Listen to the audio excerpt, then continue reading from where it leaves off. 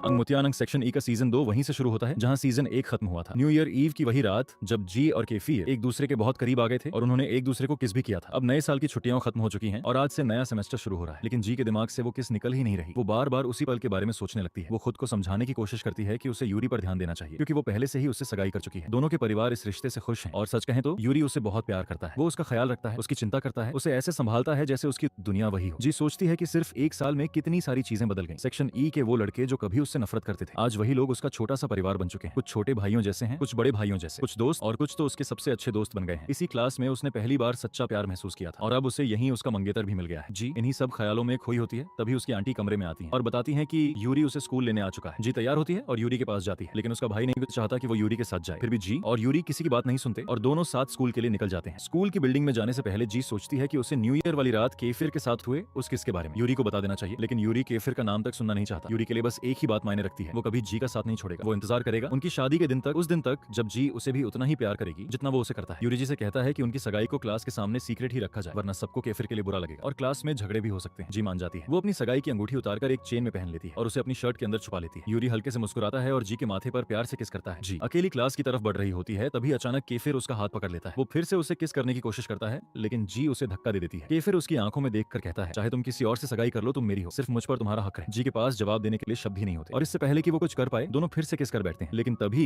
जी को यूरी की बातें याद आती हैं कि वो उसकी मोहब्बत के लिए शादी के दिन तक इंतजार करेगा। ये सोचते ही जी का दिल कांप उठता है। वो केफिर के होंठ काट लेती है, उसे लात मारती है और भागकर क्लास की तरफ चली जाती है। केफिर गुस्से से भर जाता है, उसके होंठ से खून निकल रहा होता है। उधर जी क्लास में पहुंचती है और अपने सेक्शन ई के दोस्तों से छुट्टियों की बातें करने लगती है। कुछ ही देर में केफिर भी क्लास में आता है और सब उसकी टूटी हुई खून से सनी हुई होंठों को देखकर चौंक जाते हैं। लड़के उसे छेड़ने लगते हैं, यहाँ तक कि जी भी मजाक में शामिल हो जाती है। तभी टीचर आ जाते हैं, सब अपनी अपनी सीट पर बैठ जाते हैं और किस्मत से जी की सीट ठीक यूरी और केफिर के बीच में होती है। टीचर आने वाले पोस्ट फाइनल एग्जाम्स के बारे में समझाने लगते हैं और बताते हैं कि अगर ये एग्जाम पास नहीं हुए तो फाइनल एग्जाम देने की इजाजत भी नहीं मिलेगी। ये सुनकर जी घबरा जाती है, लेकिन यूरी उसे शांत करते हुए कहता है कि वो टेंशन न ले, वो उसे पढ़ाई में मदद करेगा। यूरी की ये बात सुनकर जी को थोड़ा अच्छा लगता है, लेकिन जी और यूरी को साथ बात करते देख केफिर के दिल में जलन भर जाती है। लंच टाइम में केफिर सीधा जी के पास आता है और उसके बगल में बैठ जाता है। जी उठकर जाने की कोशिश करती है, लेकिन केफिर उसे रोक लेता है। वो धमकी देता है कि अगर जी उसके साथ नहीं बैठेगी तो वो सबको न्यू ईयर ईव वाली किसके बारे में बता देगा। जी के पास कोई रास्ता नहीं बचता और मजबूर होकर उसे वहीं बैठना पड़ता है। ये देखकर यूरी भी आकर जी की दूसरी तरफ बैठ जाता है, लेकिन पूरे समय केफिर उसके कान में बार बार फुसफुसाता रहता है, तुम मेरे दिमाग में हो, सिर्फ मेरे। बार बार सुनकर आखिरकार जी का सब्र टूट जाता है। वो गुस्से में अपना खाना उठाती है और सबको सख्ती से कहती है कि कोई उसका पीछा न करे। यूरी तुरंत समझ जाता है कि केफिर ने ही कुछ कहा होगा, खासतौर पर जब वो उसे खुद से मुस्कुराते हुए देखता है, लेकिन वो उससे भिड़ता नहीं। आज नहीं। जी शांति से खाने के लिए टेरेस पर चली जाती है और वहां से साई को कॉल करती है जो आज क्लास नहीं आया था। टेरेस पर ही उसे एड्रेस अकेला बैठा दिखता है, अपने प्यार की जिंदगी को लेकर परेशान। उसे दूसरी सेक्शन की एक लड़की फ्रेया पसंद है, लेकिन वो कभी हिम्मत ही नहीं जुटा पाया उसे अपने दिल की बात बताने की। जी उसे दिलासा देती है और मजाक में कहती है, तुम तो किस्मत वाले हो, कम से कम तुम मेरी तरह दो लोगों के बीच नहीं फंसे हो, तुम्हें सिर्फ एक को संभालना है। स्कूल के बाद जब जी घर पहुंचती है तो वो ये देखकर हैरान रह जाती है कि ऐसे ही पहले से ही वहां बैठा है और उसकी आंटी से बातें कर रहा है। जी गुस्से में होती है क्योंकि वो पूरे दिन उसे कॉल करती रही थी और उसने एक भी कॉल नहीं उठाई। तब साई उसे बताता है कि उसका अपने भाई से झगड़ा हो गया था और उसके भाई ने उसे कमरे में बंद कर दिया था, इसी वजह से वो स्कूल नहीं आ पाया। किसी तरह वो वहां से निकल पाया और सीधे जी के घर आ गया। वो ये भी बताता है कि वो कुछ दिन यहीं रहेगा। एंजेलो ने उसे इजाजत दे दी है। ये सुनकर जी का गुस्सा शांत हो जाता है और वो साई को रहने देती है, लेकिन साई को जी को परेशान करना बहुत पसंद था। हर सुबह वो जोर जोर से गाना गाकर उसे जगाता, केफिर को बता देता कि जी कैसे सोई थी और बिना रुके उसे चिढ़ाता रहता। हर सुबह एक ही बात होती, केफिर और यूरी दोनों एक ही समय पर जी को मैसेज करते, लेकिन सच्चाई ये थी कि जिस मैसेज से जी सबसे ज्यादा खुश होती थी वो हमेशा केफिर का होता था। उधर जी के कजिन एरिस ने एसएआई को बता दिया था कि जी सेक्शन ई छोड़ने वाली है, जबकि जी ने एरिस को पहले ही मना किया था कि वो ये बात किसी को न बताए, लेकिन एसएआई और बाकी लड़कों को ये नहीं पता था। जैसे एसआई ने ये बात केफिर और सेक्शन ई के लड़कों को बताई, सब घबरा गए। केफिर इतना गुस्से में आ गया कि वो एरिस को मारने ही वाला था। जी उसे रोकना चाहती थी, लेकिन वो हिल भी नहीं पाई क्योंकि सेक्शन ई के लड़के सचमुच उसके पैरों से लिपट गए थे और उसे क्लास न छोड़ने की भीख मांग रहे थे। तभी यूरी सही समय पर वहां पहुंच जाता है। जी जल्दी जल्दी उसे सारी बात समझाती है और फिर सब केफिर को रोकने के लिए दौड़ते हैं, लेकिन जब तक वो पहुंचते हैं केफिर और एरिस के बीच जबरदस्त लड़ाई शुरू हो चुकी होती है। यूरी किसी तरह एरिस को अलग करता है, उसे इतना मारकर कि लड़ाई रुक जाए। वहीं सबके सामने केफिर जी पर चिल्लाता है और उससे उसका फैसला मांगता है। जी पहले ही एरिस से ये बात कह चुकी थी, लेकिन अब वो सबके सामने कहती है कि चाहे एरिस उसे उनके पिता का नंबर न दे, चाहे वो उसे उनसे मिलने से रोके, वो फिर भी सेक्शन ई नहीं छोड़ेगी। वो अपने पिता को खुद ढूंढेगी। ये सुनकर सेक्शन ई के सारे लड़के खुशी से झूम उठते हैं, लेकिन इस सारे हंगामे के बीच फ्रेया की नजरों में एड्रेस की छवि और भी बिगड़ जाती है। अब उसे लगता है कि वो बस एक झगड़ालू हिंसक लड़का है जो हर वक्त लड़ाई में फंसा रहता है। बाद में जी अकेले में केफिर से टेरेस पर मिलती है और उसके जख्मों पर बर्फ लगाती है। इलाज करते हुए केफिर अपने दिल की बात कह देता है। वो कहता है कि वो सिर्फ जी से प्यार करता है। ये सुनते ही जी को न्यू ईयर की वो रात याद आ जाती है और वो सारे सपने भी जो वो तब से देख रही थी। सपनों में वो खुद को देखती थी जहां यूरी उसे और केफिर को किस करते हुए देख रहा होता था और वो उससे कह रहा होता था कि वो कभी उसका साथ नहीं छोड़ेगा, कि वो उसके प्यार के लिए लड़ता रहेगा। उस डरावने सपने से जी हड़बड़ा कर उठ जाती है। तब तक ऐसे ही स्कूल के लिए निकल चुका होता है। जी लेट हो रही थी, इसलिए जल्दी जल्दी तैयार होकर बाहर भागती है। रास्ते रास्ते में उसकी मुलाकात रोरी से होती है। वो घबराया हुआ होता है और जी से कहता है कि वो केफिर को कॉल करे क्योंकि कोई उसका पीछा कर रहा है। लेकिन इससे पहले कि जी केफिर का नंबर डायल कर पाती, राम और उसके दोस्त उन पर हमला कर देते हैं। लड़ाई इतनी ज्यादा बढ़ जाती है कि राम चाकू निकालकर रोरी को घोंप देता है। उधर स्कूल में सब परेशान होते जा रहे होते हैं क्योंकि जी और रोरी अभी तक नहीं पहुंचे थे। खासतौर पर यूरी और केफिर बहुत बेचैन होते हैं। तब एड्रेस अपने फोन में जी की लोकेशन दिखाता है। लोकेशन देखकर लगता है कि वो किसी अस्पताल की है। सब तुरंत वहां पहुंचते हैं, लेकिन जी की जगह उन्हें रोरी बेहद नाजुक हालत में मिलता है। रोरी उन्हें सब कुछ बता देता है कि खून देखकर जी घबरा गई थी और अगर डेविड सही समय पर नहीं आया होता तो वो अस्पताल तक पहुंच ही नहीं पाते। ये सुनते ही केफिर डेविड पर भड़क जाता है और उसे कहता है कि हीरो बनने की कोशिश बंद करे और अगली बार सीधे उसे कॉल करे। इसके बाद केफिर अस्पताल के अंदर जी को ढूंढने लगता है। उधर डेविड किसी से फोन पर छुपकर बात करता हुआ दिखता है और उसे जी की हालत के बारे में अपडेट दे रहा होता है। अस्पताल के किसी कोने में केफिर को आखिरकार जी मिल जाती है। वो अकेली बैठी होती है, अपनी खून से सनी शर्ट को घूरते हुए और फूट फूट कर रो रही होती है। केफिर तुरंत उसके पास जाता है, उसे गले लगा लेता है और उसे दिलासा देता है। जी के लिए बस इतना ही काफी होता है, केफिर का उसके पास होना। उसे लगता है जैसे उसकी सारी परेशानियां एक पल में गायब हो गई। केफिर उसे गोद में उठाकर घर ले जाने वाला ही होता है। तभी उनकी नजर यूरी से टकरा जाती है। उन्हें इतनी करीब देखकर यूरी बिल्कुल भी खुश नहीं होता। वो सीधा जी की तरफ देखता है और एक बार फिर कहता है कि वो कभी उसका साथ नहीं छोड़ेगा, कि उसका प्यार कभी कम नहीं होगा। ये सुनते ही केफिर आगे बढ़ता है और यूरी को खुली चुनौती दे देता है और बस वहीं से जी के लिए यूरी और केफिर के बीच जंग शुरू हो जाती है। फिर उसे दिन के बाद सेक्शन ई के सारे लड़के जी को सेल्फ डिफेंस सिखा रहे होते हैं। वो चाहते हैं कि अगर कभी फिर से कोई उस पर हमला करे तो वो खुद को बचा सके। ट्रेनिंग के दौरान यूरी और केफिर के बीच एक खामोश मुकाबला चल रहा होता है। दोनों ये साबित करने की कोशिश कर रहे होते हैं कि कौन जी को बेहतर सेल्फ डिफेंस सिखा सकता है। उन्हें देखते हुए जी के मन में ख्याल आता है कि शायद वो अकेले ही खुद को ज्यादा अच्छे से बचा ले, बजाय इनकी ट्रेनिंग लेने के। एक समय पर केफिर जी को अपनी कंघी देता है और कहता है कि इसे चाकू समझकर उस पर हमला करे। केफिर के मुताबिक जी को दुश्मन की कमजोरी का इंतजार नहीं करना चाहिए, उसे पहले वार करना चाहिए, सीधे और बिना हिचक। इन सारे लड़के जी के लिए चीयर करने लगते हैं, लेकिन जैसे ही जी केफिर पर हमला करती है वो अचानक उसे पीछे से काफी रोमांटिक अंदाज में पकड़ लेता है। ये देखकर बाकी लड़के उन्हें चिढ़ाने लगते हैं, लेकिन यूरी को ये सब देखकर बेहद जलन और गुस्सा आता है। जी तुरंत खुद को केफिर की पकड़ से छुड़ाती है, उसे जमीन पर घुटनों के बल बैठा देती है और उसके हाथ पीछे की तरफ लॉक कर देती है। सब जी की सेल्फ डिफेंस स्किल्स देखकर हैरान रह जाते हैं। लड़के तालियां बजाते हैं, लेकिन जब जी यूरी के चेहरे पर गुस्सा देखती है तो वो तुरंत समझ जाती है कि उसे केफिर के इतने करीब देखकर वो बिल्कुल खुश नहीं है। वो सोचने लगती है कि असल में किसकी ट्रेनिंग बेहतर है, केफिर की या यूरी की। थोड़ी देर बाद यूरी खुद जी को मैसेज करता है और पूछता है कि वो कहाँ है। जी को खुद पर गुस्सा आता है कि उसने पहले यूरी का गुस्सा नोटिस नहीं किया और फिर से खुद को केफिर के इतना करीब जाने दिया। साई उसे खोए हुए ख्यालों में देखकर पूछता है कि क्या बात उसे परेशान कर रही है। जी जवाब देती है कि सबकी बेकार सेल्फ डिफेंस तकनीकें देखकर उसे एहसास हुआ कि उसकी स्किल्स उनसे कहीं बेहतर है। सई उसे समझाता है कि फिर भी उसे सही ट्रेनिंग लेना जरूरी है, वरना किसी पर हमला करते वक्त वो खुद को ही चोट पहुंचा सकती है। बातों बातों में जी एसआई से एला के बारे में पूछती है। वो जानना चाहती है कि उनके बीच क्या हुआ और उन्होंने बात करना क्यों बंद कर दिया। सिन बताता है कि एला ने किसी बात को लेकर उसे गलत समझ लिया था। जब एक क्लासमेट ने उस पर हाथ उठाया था तो एला ने उसका साथ नहीं दिया और जब उस पर चोरी का झूठा इल्जाम लगा तो एला ने भी मान लिया कि वो चोर है। ये सब तब हुआ था जब आल्डा और उसके बॉयफ्रेंड ने साई पर बैग से पैसे चुराने का आरोप लगाया था। साई के मुताबिक उस वक्त एला ने उन्हीं का साथ दिया था। केफिर को किसी तरह ये सब पता चल गया था, लेकिन उस समय वो एला से प्यार करता था, इसलिए उसने कभी उससे सवाल नहीं किया। ये सब सुनकर जी को बहुत तकलीफ हुई क्योंकि उसी समय केफिर उसके साथ फ्लर्ट कर रहा था। तो क्या इसका मतलब ये है कि उसके दिल में आज भी एला के लिए कुछ बचा हुआ है। बाद में क्लास में जी कुछ स्टूडेंट्स के साथ मजाकिया बहस कर रही होती है। तबीयत अचानक केफिर अंदर आता है, सबको चुप करा देता है और जी का हाथ पकड़कर पूरी क्लास के सामने उसे किस कर लेता है। पूरी क्लास में हलचल मच जाती है, सब स्टूडेंट्स उन्हें छेड़ने लगते हैं। उधर ये सब देखते हुए यूरी गुस्से से अंदर ही अंदर जल रहा होता है। जी समझ जाती है कि यूरी बहुत ज्यादा गुस्से में है। उसे शांत करने के लिए वो क्लास में ही कागज पर मैसेज लिखकर उससे बात करने की कोशिश करती है, लेकिन टीचर ये देख लेते हैं और नाराज होकर जी को क्लास से बाहर निकाल देते हैं। जी जाकर अकेले स्टोर रूम में बैठ जाती है। कुछ देर बाद यूरी वहां आता है। वो जी से कहता है कि उसे किसी और लड़के के साथ देखकर उसे बहुत ज्यादा जलन होती है। आखिरकार वो उसकी मंगेतर है। वो याद दिलाता है कि सगाई के लिए जी खुद राजी हुई थी, तो फिर वो बार बार केफिर के करीब क्यों जाती है और उसकी भावनाओं को क्यों चोट पहुंचाती है। यूरी कहता है कि वो जी से बहुत गहरा प्यार करता है और अगर कभी उसकी जलन काबू से बाहर हो गई तो उसे पाने के लिए वो किसी भी हद तक जा सकता है। यूरी की ये बातें जी को डरा देती हैं, फिर भी उसे शांत करने के लिए वो उसे गले लगा लेती है। यूरी उसके गाल पर किस करता है और वहां से चला जाता है। जब जी वापस क्लास की तरफ जा रही होती है तभी अचानक केफिर कहीं से सामने आ जाता है और उसे जोर से पकड़ लेता है। वो गुस्से में उस पर चिल्लाने लगता है, पूछता है कि वो कहाँ चली गई थी। उसे चेतावनी देता है कि उसे याद रखना चाहिए कि वो सिर्फ उसी की है और ये भी कि उससे बिना बताए कहीं गायब होने की हिम्मत न करे। वो यहाँ तक कह देता है कि अगर यूरी ने कभी फिर से उसे किस किया तो उसके लिए हालात बहुत बुरे हो जाएंगे। केफिर के इस भयानक गुस्से से जी बुरी तरह डर जाती है और वहीं जमीन पर बैठ जाती है। केफिर और यूरी दोनों का गुस्सा उसके लिए अब सहन से बाहर होता जा रहा है। उसने कभी नहीं सोचा था कि वो दो लोगों के बीच इस तरह फंस जाएगी। उस रात घर पर ऐसा ही देखता है कि जी बहुत परेशान लग रही है और उससे पूछता है कि क्या हुआ। जी ज्यादा कुछ नहीं बताती, वो बस ये पूछती है कि जब केफिर को बहुत ज्यादा गुस्सा आता है तो वो क्या करता है। साई उसे बताता है कि एक बार गुस्से में केफिर ने यूरी के चेहरे पर बार बार मुक्के मारे थे और यूरी ने पलटकर एक भी वार नहीं किया था क्योंकि वो थोड़ा डरपोक है। ये सुनकर जी और भी ज्यादा डर जाती है। उसका ध्यान भटकाने के लिए साई उसे अपना लैपटॉप देता है और कहता है कि वो मूवी देखे, तब तक वो नहाने जा रहा है। लैपटॉप इस्तेमाल करते हुए जी को गलती से एक छुपा हुआ फोल्डर मिल जाता है। उसके अंदर एक वीडियो होता है। जब वो वीडियो चलाती है तो वो देखती है कि सेक्शन ई के लड़के को बुरी तरह पीट रहे हैं। वीडियो उसने रिकॉर्ड कर रहा होता है, लेकिन को बिना वजह नहीं मारा गया था। कभी किको ने जी को प्रपोज किया था। जब जी ने उसे ठुकरा दिया तो को ने राम और उसके गैंग को जी और रोरी पर हमला करने का आदेश दिया था ताकि कोई दोबारा उसे नुकसान पहुंचाने की हिम्मत न करे। लेकिन जब जी ने को इतनी बुरी हालत में पिटते हुए देखा तो उसे बिल्कुल भी अच्छा नहीं लगा। जब ऐसे ही बाथरूम से बाहर आया और उसने जी को वो वीडियो देखते हुए देखा तो वो तुरंत समझ गया कि अब उसे समझाना लगभग नामुमकिन होगा और वही हुआ भी। जी के हिसाब से चाहे को की गलती कितनी भी बड़ी क्यों ना हो, उसे इस तरह बेरहमी से पीटना बिल्कुल गलत था। साई ने उसे समझाया समझाने की बहुत कोशिश की, लेकिन जी का गुस्सा कम होने के बजाय और बढ़ता गया। शांत होने के बजाय उसने जिद की कि उसे बताया जाए कि वो कहाँ है, और वो खुद उससे मिलने चली गई। उस वक्त वो अस्पताल में था, उसकी हालत बेहद नाजुक थी। सेक्शन ई के लड़कों ने उसे बेरहमी से पीटा था और उसे उस हालत में देखकर जी को अंदर से बहुत गिल्ट महसूस हुआ। जब कोने जी को देखा तो वो डर गया। उसे लगा कि कहीं केफिर या यूरी उसे ढूंढते हुए वहां ना आ जाए। जी ने उसे भरोसा दिलाया कि किसी को नहीं पता कि वो वहां आई है और वो उसकी हालत के लिए खुद को बहुत दोषी मान रही है। आखिरकार उसे इस हाल में पहुंचाने वाले उसके दोस्त ही थे, लेकिन को ने कहा कि वो इस सजा का हकदार था। उसने माना कि जब जी ने उसका प्रपोजल ठुकराया था तब गुस्से में आकर उस पर हमला करवाना उसकी बहुत बड़ी गलती थी। उसने जी से माफी मांगी। ये सुनकर जी ने उसे माफ कर दिया। वैसे भी उसकी हालत इससे बदतर और क्या हो सकती थी। उसे स्कूल से निकाल दिया गया था। फ्रेया ने उससे ब्रेकअप कर लिया था क्योंकि उसे एक डिसेबल बॉयफ्रेंड नहीं चाहिए था। को कम से कम 8 महीने लगने वाले थे ठीक होने में, और उसके बाद भी महीनों की फिजिकल थेरेपी। सबसे ज्यादा दर्द उसे ब्रेकअप से हुआ था। को के मुताबिक फ्रेया के पहले बॉयफ्रेंड की मौत के बाद वो बहुत ज्यादा स्वार्थी हो गई थी। उसकी मौत के बाद फ्रेया ज्यादातर समय केफिर, यूरी और आयरिस के साथ ही रहती थी, इसलिए वो लोग सबसे बेहतर जानते थे कि वो कितनी बदल चुकी थी। ये सब जी को अजीब लगा, लेकिन उसके पास सोचने का समय नहीं था। केफिर उसे बार बार कॉल कर रहा था। जी जल्दी से स्कूल के लिए निकल गई। जब केफिर ने उसे इतनी देर से आते देखा तो वो उस पर चिल्लाने लगा, पूछने लगा कि वो कहाँ थी और उसने कॉल्स का जवाब क्यों नहीं दिया। जी ने उससे मिलने की सच्चाई नहीं बताई, सिर्फ ऐसे ही सब जानता था और उसने पहले ही जी को किसी को न बताने की चेतावनी दे दी थी। पूरा दिन जी के दिमाग में एक ही सवाल घूमता रहा, फ्रेया की दोस्ती केफिर, यूरी और आयरिस से कैसे हुई, और अब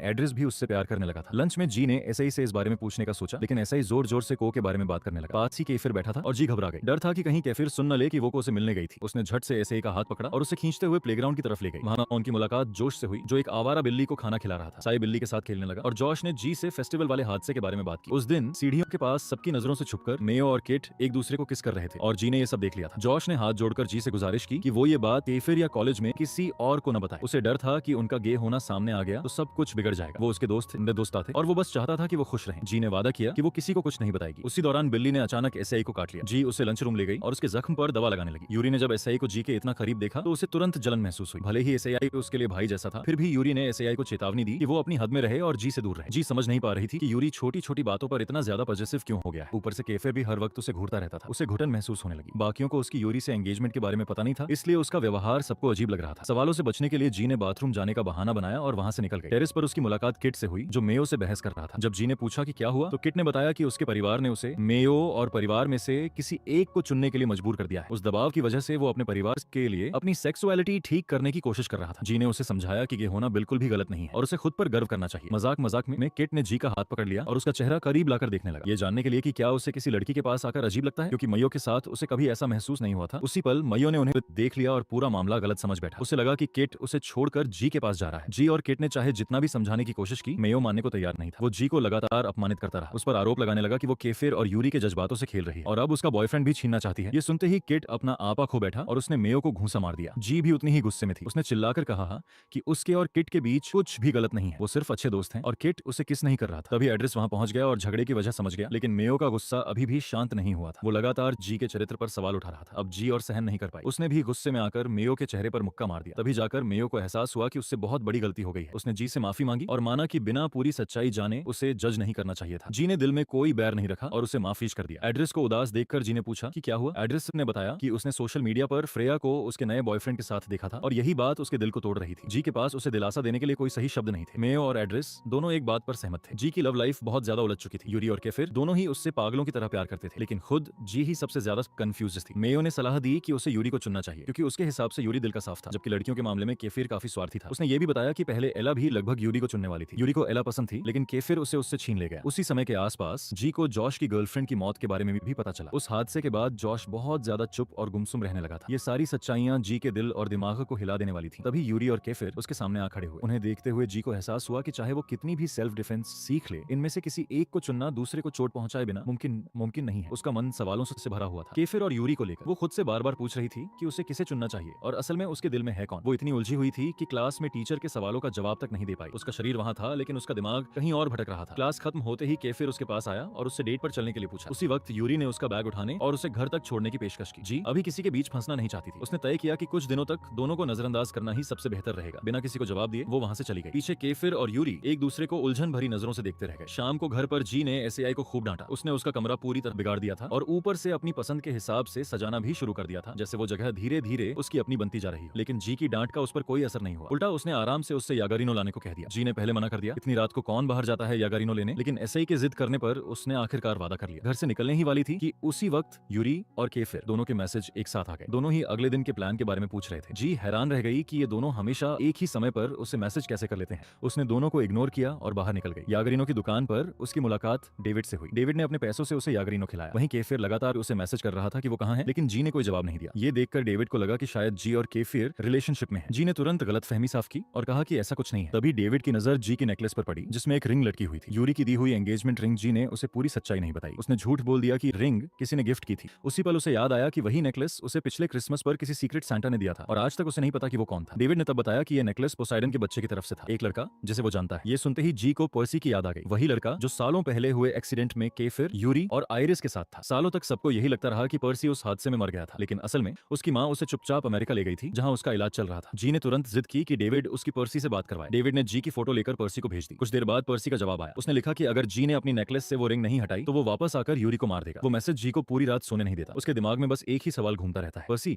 यूरी से इतनी नफरत क्यों करता है, खासकर तब जब पर्सी खुद ही इतने समय से यूरी के मैसेज इग्नोर करता आ रहा था। जब एसआई उससे पूछता है कि उसे क्या परेशान कर रहा है तो जी सब कुछ साफ साफ नहीं बताती। वो बस इतना कहती है कि जिसे वो मैसेज करती है पर्सी वो कभी जवाब नहीं देता और जिन्हें वो इग्नोर करना चाहती है केफिर और यूरी वो बिना रुके मैसेज करते रहते हैं। इतना कहते ही केफिर का कॉल आ जाता है और वो पूछता है कि क्या वो ग्रोसरी शॉपिंग जा रही है। जी हाँ कह देती है। दरअसल उनकी क्लास को स्कूल की कैंटीन इस्तेमाल करने की इजाजत नहीं थी, इसलिए सेक्शन ई के स्टूडेंट्स हर महीने अपने अपने पैसे मिलाकर ग्रोसरी खरीदते थे और स्कूल में ही लंच बनाते थे। आज जी के साथ ग्रोसरी लेने एसएआई जाने वाला था, लेकिन उसे कहीं और जरूरी काम पड़ गया, इसलिए उसने मना कर दिया। आखिरकार जी अपने सेक्शन ई के 2 क्लासमेट्स के साथ घर से निकल गई। घर के बाहर उसने कुछ संदिग्ध लड़कों को इधर उधर खड़े देखा, लेकिन उसने उन्हें नजरअंदाज किया और दोस्तों के साथ चली गई। शॉपिंग करते हुए जी के मन में यही चल रहा था कि खुद को बिजी रखना अच्छा है, कम से कम इस तरह उसे यूरी या केफिर के बारे में सोचने का वक्त नहीं मिलेगा। लेकिन मॉल के अंदर हर तरफ केफिर और यूरी की मॉडलिंग फोटोज लगी हुई थी। वो चाहकर भी उन्हें पूरी तरह इग्नोर नहीं कर पा रही थी और तभी केफिर खुद उसके सामने आ गया। जी के हाथ में चॉकलेट देखकर उसने मुस्कुराते हुए छेड़ते हुए कहा कि आजकल उसे मीठा खाने की क्रेविंग नहीं होती, अब उसे उससे भी ज्यादा मीठी चीज चाहिए। उसके होंठ ये सुनते ही जी शर्मा गई। केफिर ने पूछा कि वो उसके मैसेजेस को इग्नोर क्यों कर रही है, लेकिन जी ने कोई जवाब नहीं दिया। इस पर केफिर ने उसका हाथ पकड़ लिया और शॉपिंग कार्ट के साथ ही खड़ा हो गया। जी ने उसे हाथ छोड़ने को कहा, लेकिन वो नहीं माना। मजबूरी में जी को उसके साथ ही शॉपिंग पूरी करनी पड़ी। शॉपिंग खत्म होने के बाद केफिर ने जी से कहा कि वो बाहर उसका इंतजार करे। उसने बताया कि उसे उसके डैड के बारे में कुछ जानकारी मिली है। जब जी अपने दोस्तों के साथ मॉल से बाहर निकली तो उसने साई को भी वहीं देखा। वो अपनी गर्लफ्रेंड के साथ डेट पर था। उसे चिढ़ाने के लिए सबने चुपके से उसकी फोटो खींच ली। इसके बाद जी ने अपने दोस्तों को घर भेज दिया और खुद केफिर के साथ उसके घर चली गई। वहां जाकर उसने देखा कि केफिर के पास हफ्ते के हर दिन के लिए अलग अलग कारें थी। मजाक में जी ने कहा कि वो उसे भी एक कार दे दे। इस पर केफिर ने मुस्कुराते हुए कहा, सिर्फ कार क्यों, शादी के बाद ये पूरा घर और जो कुछ भी मेरा है सब तुम्हारा होगा, क्योंकि तुम सिर्फ मेरी हो, चाहे अभी किसी और के साथ ही क्यों ना हो। ये सुनते ही जी का गुस्सा भड़क उठा। उसने साफ शब्दों में कहा कि वो कोई बेजान चीज नहीं है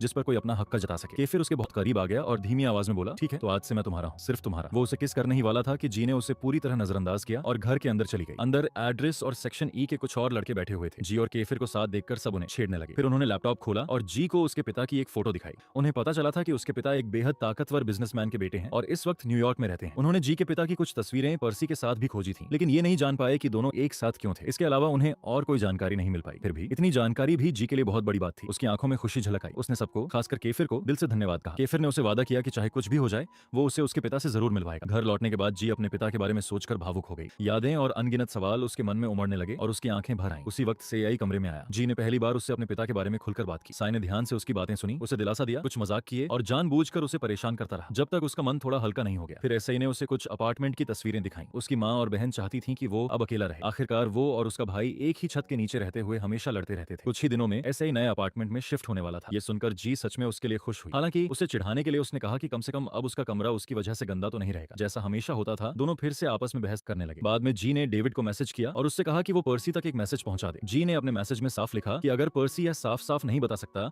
कि वो असल में किस तरह का इंसान है और उसके इरादे क्या हैं, तो बेहतर होगा कि वो उससे दूरी बनाए रखे। डेविड ने पर्सी को मैसेज भेजा और फिर उसे कॉल भी किया। पर्सी को जी की बातों पर गुस्सा नहीं आया, लेकिन डेविड अंदर से बहुत परेशान था। उसे डर था कि अगर कभी केफिर को पता चल गया कि वो अब भी पर्सी के संपर्क में है तो केफिर और यूरी दोनों उसे जी के आसपास भी नहीं भटकने देंगे। अगर पर्सी की गर्लफ्रेंड चियोन सॉ का न्यूयॉर्क में इलाज नहीं चल रहा होता तो डेविड कभी भी यह जिम्मेदारी नहीं लेता कि वो जी पर नजर रखे और उसकी हर छोटी बड़ी बात पर्सी को बताए। लेकिन यही उनके बीच की डील थी। पर्सी ने डेविड से वादा किया था कि जैसे ही चियोन सॉ ठीक हो जाएगी वो वापस उसके पास आ जाएगी। तब तक डेविड को यह पक्का करना था कि केफिर और यूरी दोनों जी से दूरी बनाए रखें और जी पर हर वक्त नजर रखी जाए। साथ ही पर्सी ने यह भी साफ कह दिया था कि डेविड खुद कभी जी से प्यार नहीं करेगा। लेकिन सच यही था कि जैसे ही जी का नाम आता डेविड के चेहरे के हाव भाव बदल जाते थे। साफ दिखता था कि उसके दिल में जी के लिए कुछ न कुछ जरूर था। इधर पर्सी की माँ उसके लिए लंच लेकर आती है। पर्सी उससे कहता है कि वो थाईलैंड वापस जाना चाहता है, लेकिन एक्सीडेंट की चोटें अभी पूरी तरह ठीक नहीं हुई थी, इसलिए उसकी माँ मना कर देती है। उसी वक्त पर्किस के पिता कमरे में आते हैं और वो कोई और नहीं बल्कि जी के पिता होते हैं। इसका मतलब ये था कि पर्सी और जी का पिता एक ही इंसान था। यही वजह थी कि जी ने उन तस्वीरों में पर्सी को अपने पिता के साथ देखा था। दूसरी तरफ अगली सुबह जी को यूरी का फोन आता है। वो उससे कहता है कि तैयार हो जाए और उसके साथ चर्च चले। थोड़ी देर बाद यूरी उसे लेने आ जाता है। चूंकि जी उससे पहले ही सगाई कर चुकी थी, इसलिए घर वाले उसे रोकते नहीं। उस सुबह केफिर ने भी जी को मैसेज किया था, लेकिन जी ने उसे इग्नोर कर दिया। चर्च में यूरी के पास खड़ी जी सोचती है कि वो कभी कल्पना भी नहीं कर सकती कि एक दिन यहीं वो यूरी से शादी करेगी, लेकिन दोनों परिवार यही चाहते थे। न जब सब इतने जोर से इस रिश्ते को चाहते हैं तो वो मना कैसे करे। वहाँ मौजूद कुछ लड़कियां इस बात से खुश नहीं थी कि इतना हैंडसम लड़का यूरी जी के साथ है। वो फुसफुसाकर कहती हैं कि जी उसे डिजर्व नहीं करती,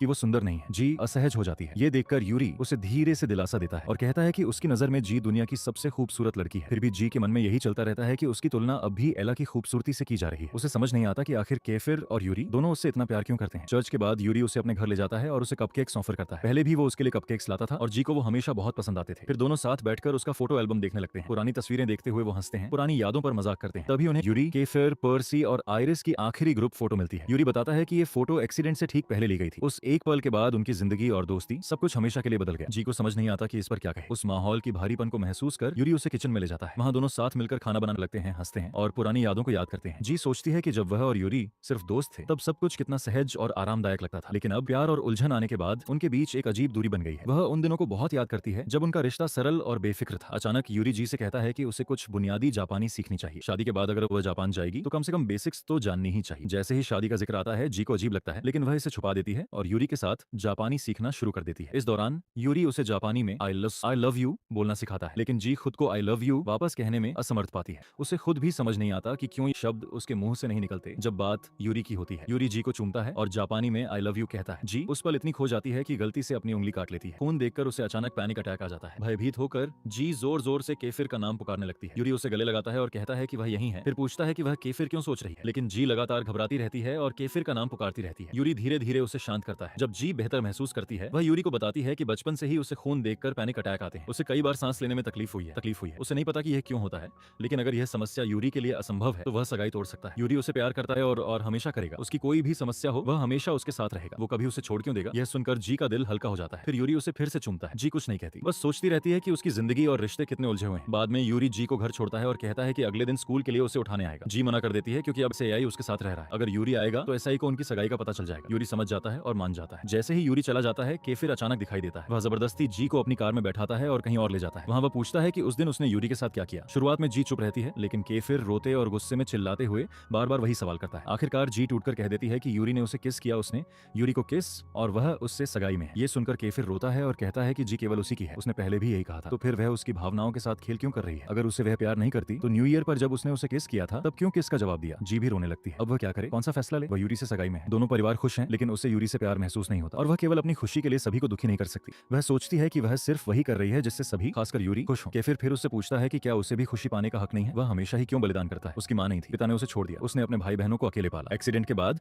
सभी ने यूरी को भावनात्मक रूप से कमजोर समझा और उसे हमेशा सपोर्ट किया, लेकिन क्योंकि केफिर को मजबूत समझा गया किसी ने उसकी परवाह नहीं की। क्या उसे भी प्यार और देखभाल की जरूरत नहीं है। प्यार के मामले में वह हमेशा नाजुक रहा और इस बार चाहे कुछ भी हो वह जी के लिए कभी हार नहीं मानेगा। इस बार वह स्वार्थी होगा और जी को पाकर रहेगा। यह सब सुनकर जी को केफिर के लिए बुरा लगता है। वह महसूस करती है कि उसने पहले कभी उसके बारे में सच में नहीं सोचा, फिर भी वह हमेशा सभी के लिए खड़ा रहा। बेहद भावुक होकर जी उसे मजबूती से गले लगाती है और अब वह आखिरकार जानती है कि वह किसे चुनेगी। जी केफिर को देखती है और कहती है आई लव यू। ये शब्द सुनकर केफिर बेहद खुश हो जाता है। दोनों एक दूसरे की आंखों में देखते रहते हैं। एपिसोड 4 की शुरुआत होती है ऐसे अपने सपनों में लड़ाई लड़ते हुए बेतरतीब शब्द बड़बड़ा रहा होता है। उसके बगल में जी जाग रही है, हल्की मुस्कान के साथ केफिर के बारे में सोच रही है। उनका रिश्ता आखिरकार शुरू हो चुका है और यह सोचते ही जी वास्तव में खुश हो जाती है। तब केफिर का फोन आता है। उस रात कोई भी सो नहीं पाया। केफिर उससे कहता है कि वह उनके रिश्ते के बारे में उसके परिवार से बात करना चाहता है। आधा मजाक आधा गंभीर। वो कहता है कि अगर चाहे तो वह बता सकता है कि जी गर्भवती है ताकि उन्हें तुरंत शादी करनी पड़े। जी मना कर देती है। वह धीरे धीरे कदम कदम बढ़ते हुए चीजें तय करना चाहती है। केफिर फोन पर मुस्कुराता है और कहता है I love you to infinity and beyond. जी जवाब देने ही वाली थी कि अचानक साय जाग जाता है। वह तुरंत पूछता है तुम किसको आई लव यू कह रही थी और क्या केफिर को इसके बारे में पता है। जी जानती थी कि वह केफिर से बात कर रही थी, लेकिन वह ऐसे ही के सामने इसे कबूल नहीं करती। फिर दोनों के बीच हल्की फुल्की नोक झोंक शुरू हो जाती है। उनका शोर जो कि अगले कमरे में सो रहे आयरिस को जगाता है। आयरिस नाराज होकर उन्हें डांटता है और कहता है कि अब सो जाओ। आखिरकार सब शांत हो जाते हैं। अगली सुबह जी और एसआई स्कूल पहुंचते हैं, लेकिन दोनों अभी भी तकरार कर रहे होते हैं क्योंकि पूरी रात नींद नहीं आई थी। स्कूल पहुंचते ही जी देखती है कि केफिर कहीं दिखाई नहीं दे रहा। थोड़ी देर बाद यूरी वहां आता है सभी के लिए खाना लेकर, लेकिन जी बार बार दूर की ओर देखती रहती है, अनजाने में केफिर का इंतजार करती। यूरी तुरंत समझ जाता है कि उसके दिल में क्या है और कहता है कि आज केफिर नहीं आएगा। लग रहा है कि केफिर अपने पिता के गंभीर मामलों में उलझा हुआ है और चीजें ठीक करने में व्यस्त है। जी यूरी को चोट पहुंचाए बिना झूठ बोलती है कि वह केफिर के बारे में बिल्कुल नहीं सोच रही थी, बस कैजुअली चारों ओर देख रही थी। तभी ऐसा यह बताने ही वाला होता है कि जी पिछली रात किसी को आई लव यू कह रही थी, लेकिन जी तुरंत उसे रोक देती है। सौभाग्य से उसी समय बाहर वही काली बिल्ली देख लेता है और कमरे से बाहर दौड़ जाता है, जिससे यह विषय अधूरा रह जाता है। जी नहीं चाहती थी कि यह मुद्दा यूरी के सामने आए। वह पहले ही गिल्ट महसूस कर रही थी कि उसने केफिर के साथ अपने रिश्ते को यूरी से छुपाया और ये गिल्ट उसे यूरी का सामना करने में कठिनाई पैदा कर रहा था। ऊपर से केफिर पूरे दिन गायब रहा, वह स्कूल नहीं आया, एक भी कॉल नहीं किया और उसके कॉल का जवाब भी नहीं दिया। रात तक जी लगातार सोचती रहती है। वह सोचती है कि क्या केफिर ने उसके साथ रिश्ता केवल इसलिए शुरू किया ताकि बाद में उसे छोड़ सके। तभी उसका फोन बजता है। यह केफिर का कॉल है। वह कहता है कि उसने उसे बहुत याद किया और फिर आधा जेलस होकर पूछता है कि क्या वह उसकी गैर मौजूदगी में यूरी के करीब हो गई थी। जी उसके सवाल को अनदेखा कर देती है और इसके बजाय पूछती है कि वह पूरे दिन कहाँ था। केफिर पूरी सच्चाई नहीं बताता। वह केवल कहता है कि चीजों को ठीक होने में थोड़ा समय लग सकता है और वह बहुत महत्वपूर्ण मामलों में उलझा हुआ है। जी कितना भी पूछे वह पूरी सच्चाई नहीं बताता और सिर्फ उसे खुश करने के लिए रोमांटिक बातें शुरू कर देता है। सच्चाई ये है कि केफिर अपने पिता की वजह से गहरी परेशानी में है। 3 दिन पहले उसी रात जब केफिर जी के साथ था, उसका पिता घर लौट आया था। उसने घर में चीजें तोड़ी, नौकरों को धमकाया और अपने छोटे भाइयों केगन और चायरन को भी धमकाया। उसने घोषित किया कि वह किसी भी कीमत पर केफिर की कस्टडी लेगा और उनकी मां की सभी संपत्ति पर पूर्ण अधिकार का दावा करेगा। केफिर के भाई डर गए। वे किसी भी हालत में अपने अब्यूसिव पिता के पास वापस नहीं जाना चाहते थे। केफिर खुद भी डर गया, लेकिन उसने अपने भाइयों से वादा किया कि उसका 18वां जन्मदिन कुछ ही दिनों में आने वाला है। जैसे ही वह 18 का होगा, वह कानूनी रूप से वयस्क बन जाएगा। वह कोर्ट में कस्टडी के लिए फाइल करेगा और सुनिश्चित करेगा कि उनका पिता उन्हें फिर कभी अलग नहीं कर सके। उनकी मां की संपत्ति केवल उनके पास रहेगी। भाइयों को आश्वस्त करने के बाद केफिर अपने वकील को कॉल करता है और उससे निर्देश देता है कि वह उनके भाइयों के लिए कानूनी कस्टडी के कागजात और मां की संपत्ति से जुड़े सभी कागजात तैयार करे। अगले दिन जैसे ही जी, एसए और आइरिस स्कूल जाने के लिए घर से निकलते हैं, एक काली वैन अचानक उनके सामने रुकती है। कई आदमी बाहर आते हैं और उन्हें वैन में बैठने को कहते हैं। वैन के अंदर आइरिस की गर्लफ्रेंड एला पहले से ही बैठी है, विजिबली डर के साथ। पुरुष कहते हैं कि वे वॉटसन परिवार से हैं और सभी को वैन में बैठना पड़ेगा। वॉटसन नाम सुनते ही वे समझते हैं कि शायद केफिर ने उन्हें भेजा है, इसलिए वे मान जाते हैं। वैन उन्हें एक बड़े मेंशन में ले जाती है। वहां वे देखते हैं कि उनके बाकी सेक्शन ई क्लासमेट्स पहले से ही मौजूद हैं। कुछ ही क्षणों में केफिर का पिता मिस्टर काइजर दिखाई देता है और उनका स्वागत करता है। जब आइरिस पूछता है कि उन्हें यहाँ क्यों लाया गया, मिस्टर काइजर शांतिपूर्वक कहते हैं कि वह अपने बेटे केफिर के दोस्तों के साथ लंच करना चाहता है और कुछ महत्वपूर्ण चर्चा भी करना चाहता है। उसी समय केफिर और यूरी अपनी अपनी कारों में पहुंचते हैं। दोनों को एक साथ देखकर जी का दिल कस जाता है। वह सोचती है कि जब से उसने यूरी से सगाई की है और केफिर के साथ रिश्ता शुरू किया है, तब से ये दोनों हमेशा एक ही समय में उसके सामने दिखाई देते हैं। उसके इमोशंस अब पहले से कहीं ज्यादा उलझन में हैं। केफिर के निर्देशों के अनुसार सभी दोस्त मेंशन के अंदर चले गए, लेकिन केफिर चुपके से जी को अलग खींचता है और उसे एक और कमरे में ले जाता है। कमरे के अंदर यूरी, केगन और चैरन पहले से ही मौजूद थे। केफिर और यूरी ने जी को पूरी स्थिति समझाई। केफिर स्वीकार करता है कि उसे नहीं पता कि उसका पिता यहाँ सबको बुलाकर क्या प्लान कर रहा है। इस समय उनकी सभी की जिंदगी खतरे में हो सकती है, इसलिए केफिर जी से कहता है कि अगर कुछ भी गलत लगे तो तुरंत केगन और चैरन के साथ वहां से भाग जाओ। यह सुनकर जी का दिल डर और चिंता से भर जाता है। फिर भी केफिर उसे आश्वस्त करता है और जी तैयार हो जाती है। इसके बाद यूरी केगन और चैरन को बाहर ले जाता है। केफिर कमरे में जी के पास रहता है और उसे कसकर गले लगा लेता है। वह कहता है कि उसने उसे बहुत मिस किया है और हाल ही में वह उसे पर्याप्त समय नहीं दे पाया, लेकिन जैसे ही ये सारी परेशानियां खत्म होंगी वह उसे बेहद खुश करेगा। जी कुछ कहने ही वाली थी कि केफिर फिर से उसे गले लगाता है और उसके होंठों पर एक कोमल प्यार भरी किस करता है और जी का दिल धड़कने लगता है। इसके बाद केफिर और जी वापस दूसरों के पास लौटते हैं जो लंच का आनंद ले रहे हैं। सभी हंस रहे हैं और मजाक कर रहे हैं, लेकिन जैसे ही केफिर का पिता कमरे में प्रवेश करता है, माहौल तुरंत तनावपूर्ण हो जाता है और सभी चुप हो जाते हैं। केफिर के पिता पढ़ाई और निजी जीवन के बारे में पूछते हैं। केफिर सम्मान पूर्वक जवाब देने के बजाय झल्ला जाता है और खुलकर अपशब्द बोलता है। फिर मिस्टर काइजर केफिर की पूर्व प्रेमिका की ओर मुड़ते हैं और व्यंग्यात्मक ढंग से पूछते हैं कि क्या वह कभी केफिर की गर्लफ्रेंड थी और अब क्या हुआ, क्या उनका ब्रेकअप हो गया। धीरे धीरे मिस्टर काइजर केवल केफिर का ही नहीं बल्कि उसके सभी दोस्तों का अपमान करना शुरू कर देता है। जब उसकी नजर जी पर पड़ती है तो वह उसका नाम और माता पिता के नाम पूछता है। जी बताती है कि वह जैस्पर और जेना की बेटी है। मिस्टर काइजर तुरंत उसके माता पिता का मजाक उड़ाने लगता है। वह जेना के चरित्र का भी मजाक उड़ाता है। उसके अनुसार जी के पिता जैस्पर उसकी टेलीकॉम कंपनी में शेयर होल्डर थे और उन्हें कभी पता नहीं था कि जैस्पर और जेना की एक बेटी भी है। वह और कहता है कि जेना थोड़ी अजीब महिला थी, है ना। अपनी मां के अपमान को सुनकर केफिर का गुस्सा फूट पड़ता है। वह क्रोध में अपने पिता पर चिल्लाता है और एक वाइन का ग्लास अपनी हथेली में कुचल देता है। उसका हाथ खून से लथपथ हो जाता है। इसे देखकर मिस्टर काइजर शांत रहकर केफिर के सामने एक फाइल रखता है और उसे साइन करने को कहता है। फाइल में केफिर की मां सेरीना की संपत्ति के कागजात थे। मिस्टर काइजर चाहता है कि ये सारी संपत्तियां उसके नाम ट्रांसफर हो जाएं। यह ट्रांसफर केवल केफिर के सिग्नेचर से संभव है क्योंकि सेरीना ने कानूनी रूप से अपनी सारी संपत्ति केफिर के नाम पर दर्ज कराई थी। जैसे ही केयर 18 का होगा वह आधिकारिक रूप से अकेला कानूनी मालिक बन जाएगा। केफिर साइन करने से इनकार कर देता है। वह कहता है कि ये संपत्तियां उसकी मां की मेहनत से बनी है और वह इन्हें किसी और को नहीं देगा। तब मिस्टर काइजर ठंडे दिल से उसे धमकी देता है। वह कहता है कि या तो केफिर संपत्तियों पर साइन करे या वह केफिर के दोनों छोटे भाइयों को हमेशा के लिए ले जाएगा और केफिर उन्हें कभी नहीं देख पाएगा। मिस्टर काइजर अपने लोगों को इशारा करता है। तुरंत वे केफिर को रोकने के लिए आगे बढ़ते हैं, लेकिन केफिर भी पीछे नहीं हटता। वह जोरदार तरीके से लड़ाई करता है और उन्हें हमला करता है। स्थिति तेजी से बिगड़ जाती है। एक तरफ केफिर के दोस्त और दूसरी तरफ उसके पिता के सशस्त्र लोग। पूर्ण रूप से लड़ाई छिड़ जाती है। इस अराजकता में जी तेजी से केफिर के भाइयों को सुरक्षित जगह पर छुपा देती है। वहीं मिस्टर काइजर के लोग केफिर के दोस्तों को बंदूक की नोक पर मार देते हैं और उन्हें बाहर घसीट लेते हैं जहां मिस्टर काइजर पहले से इंतजार कर रहे हैं। वह धमकी देते हैं कि उन्हें अपना सबसे छोटा बेटा कीगन सौंपना होगा। कोई नहीं बताता कि कीगन कहां है। यह देख मिस्टर काइजर समझ जाता है कि जी केफिर की कमजोरी है। वह अपने लोगों को आदेश देता है कि जी की जान के डर से उसे डराकर सच निकालें। इसके लिए वह केफिर को सबके सामने बेरहमी से पीटने का आदेश देता है जबकि उसके सभी दोस्तों को बंदूक की नोक पर रखा जाता है। इसे देखकर जी हताश होकर मिस्टर काइजर से विनती करती है कि वह केफिर को और चोट न पहुंचाए, लेकिन मिस्टर काइजर का दिल नहीं पिघलता। दोस्त बीच बचाव करने की कोशिश करते हैं, केफिर को बचाने के लिए आगे बढ़ते हैं, लेकिन वे असफल रहते हैं। सामने वाले लोग हथियारों से लैस थे। मिस्टर काइजर एक बार फिर प्रॉपर्टी की फाइल केफिर की तरफ धकेलता है और उसे आदेश देता है कि अगर वह सबकी जान बचाना चाहता है तो तुरंत साइन करे। केफिर कांपते हाथों से कागजों पर साइन करने ही वाला होता है। तब जी अचानक आगे बढ़कर उसे रोक देती है। वह सीधे हथियारबंद लोगों की तरफ देखती है और बेहद शांत लेकिन मजबूत आवाज में कहती है, अगर सच में तुम्हें हिम्मत है तो गोली चला दो, लेकिन तुम जानते हो कि तुम हमें मार नहीं सकते। अगर स्कूल के स्टूडेंट्स की हत्या हुई तो मिस्टर काइजर की पूरी प्रतिष्ठा बर्बाद हो जाएगी, उन्हें जेल जाना पड़ेगा और उनके शेयर होल्डर्स भी उनके खिलाफ हो जाएंगे। जी की बात बिल्कुल सच थी। वे उन्हें डरा सकते थे, पीट सकते थे, लेकिन मार नहीं सकते थे। आखिरकार मिस्टर काइजर गुस्से में यह कहते हुए कि वह उनसे फिर किसी दिन मिलेगा, अपने आदमियों के साथ वहां से चला जाता है। जी ने सबकी जान बचा ली थी। वहां मौजूद सभी स्टूडेंट जी की बहादुरी की तारीफ करने लगते हैं, लेकिन केफिर का गुस्सा आसमान छू रहा था। वह जी पर चिल्लाने लगता है और पूछता है कि क्या उसे जरा भी अंदाजा है कि वे लोग कितने खतरनाक हैं। वह कहता है कि उसके पिता के आदमी प्रोफेशनल हिटमैन है, उनके लिए किसी को मारना कोई बड़ी बात नहीं है। वह जी को चेतावनी देता है कि अगली बार कोई भी कदम उठाने से पहले उससे पूछे। सबके सामने केफिर की डांट जी के दिल को बुरी तरह तोड़ देती है। जो लड़की बंदूक की नोक पर खड़ी होकर सबको बचा गई, उसे शाबाशी नहीं, डांट मिली। आहत और गुस्से में जी रात तक केफिर के सभी कॉल्स को नजरअंदाज करती रहती है। आखिरकार केफिर एक मैसेज भेजता है, अगर जी 5 मिनट में बाहर नहीं आई तो वह एंजेलो से जाकर सब कुछ बता देगा। साई के फोन पर मैसेज देखते ही जी घबरा जाती है और तुरंत बाहर दौड़ती है। केफिर उसे खींचकर अपनी कार में बैठा लेता है और एक सुनसान जगह पर ले जाता है। वहां वह उससे माफी मांगता है। वह समझाता है कि वह उसकी जान को लेकर सच में बहुत डर गया था। एक बार उसके पिता के आदमी अगर आदेश पा जाएं तो वे बिना सोचे समझे किसी को भी मार सकते हैं, इसीलिए उसका गुस्सा बेकार नहीं था। फिर भी वह दिल से जी का धन्यवाद करता है, उसके भाइयों और सबकी जान बचाने के लिए। लेकिन जी को अब जवाब चाहिए थे। वह पूछती है कि आखिर केफिर और उसके पिता के बीच असली समस्या क्या है। केफिर पहली बार सब कुछ खोलकर बताता है। वह कहता है कि जब वह छोटा था उसका पिता उसे अपने जैसा बनाना चाहता था, एक निर्दयी हिंसक इंसान जिसे दूसरों को दर्द देने में कोई हिचक न हो। कुछ समय के लिए केफिर लगभग वैसा ही बन गया था। वह अपने क्लासमेट्स को मारने पीटने लगा था। तभी एंजेलो ने बीच में आकर उसे समझाया कि असली ताकत दूसरों को डराने के लिए नहीं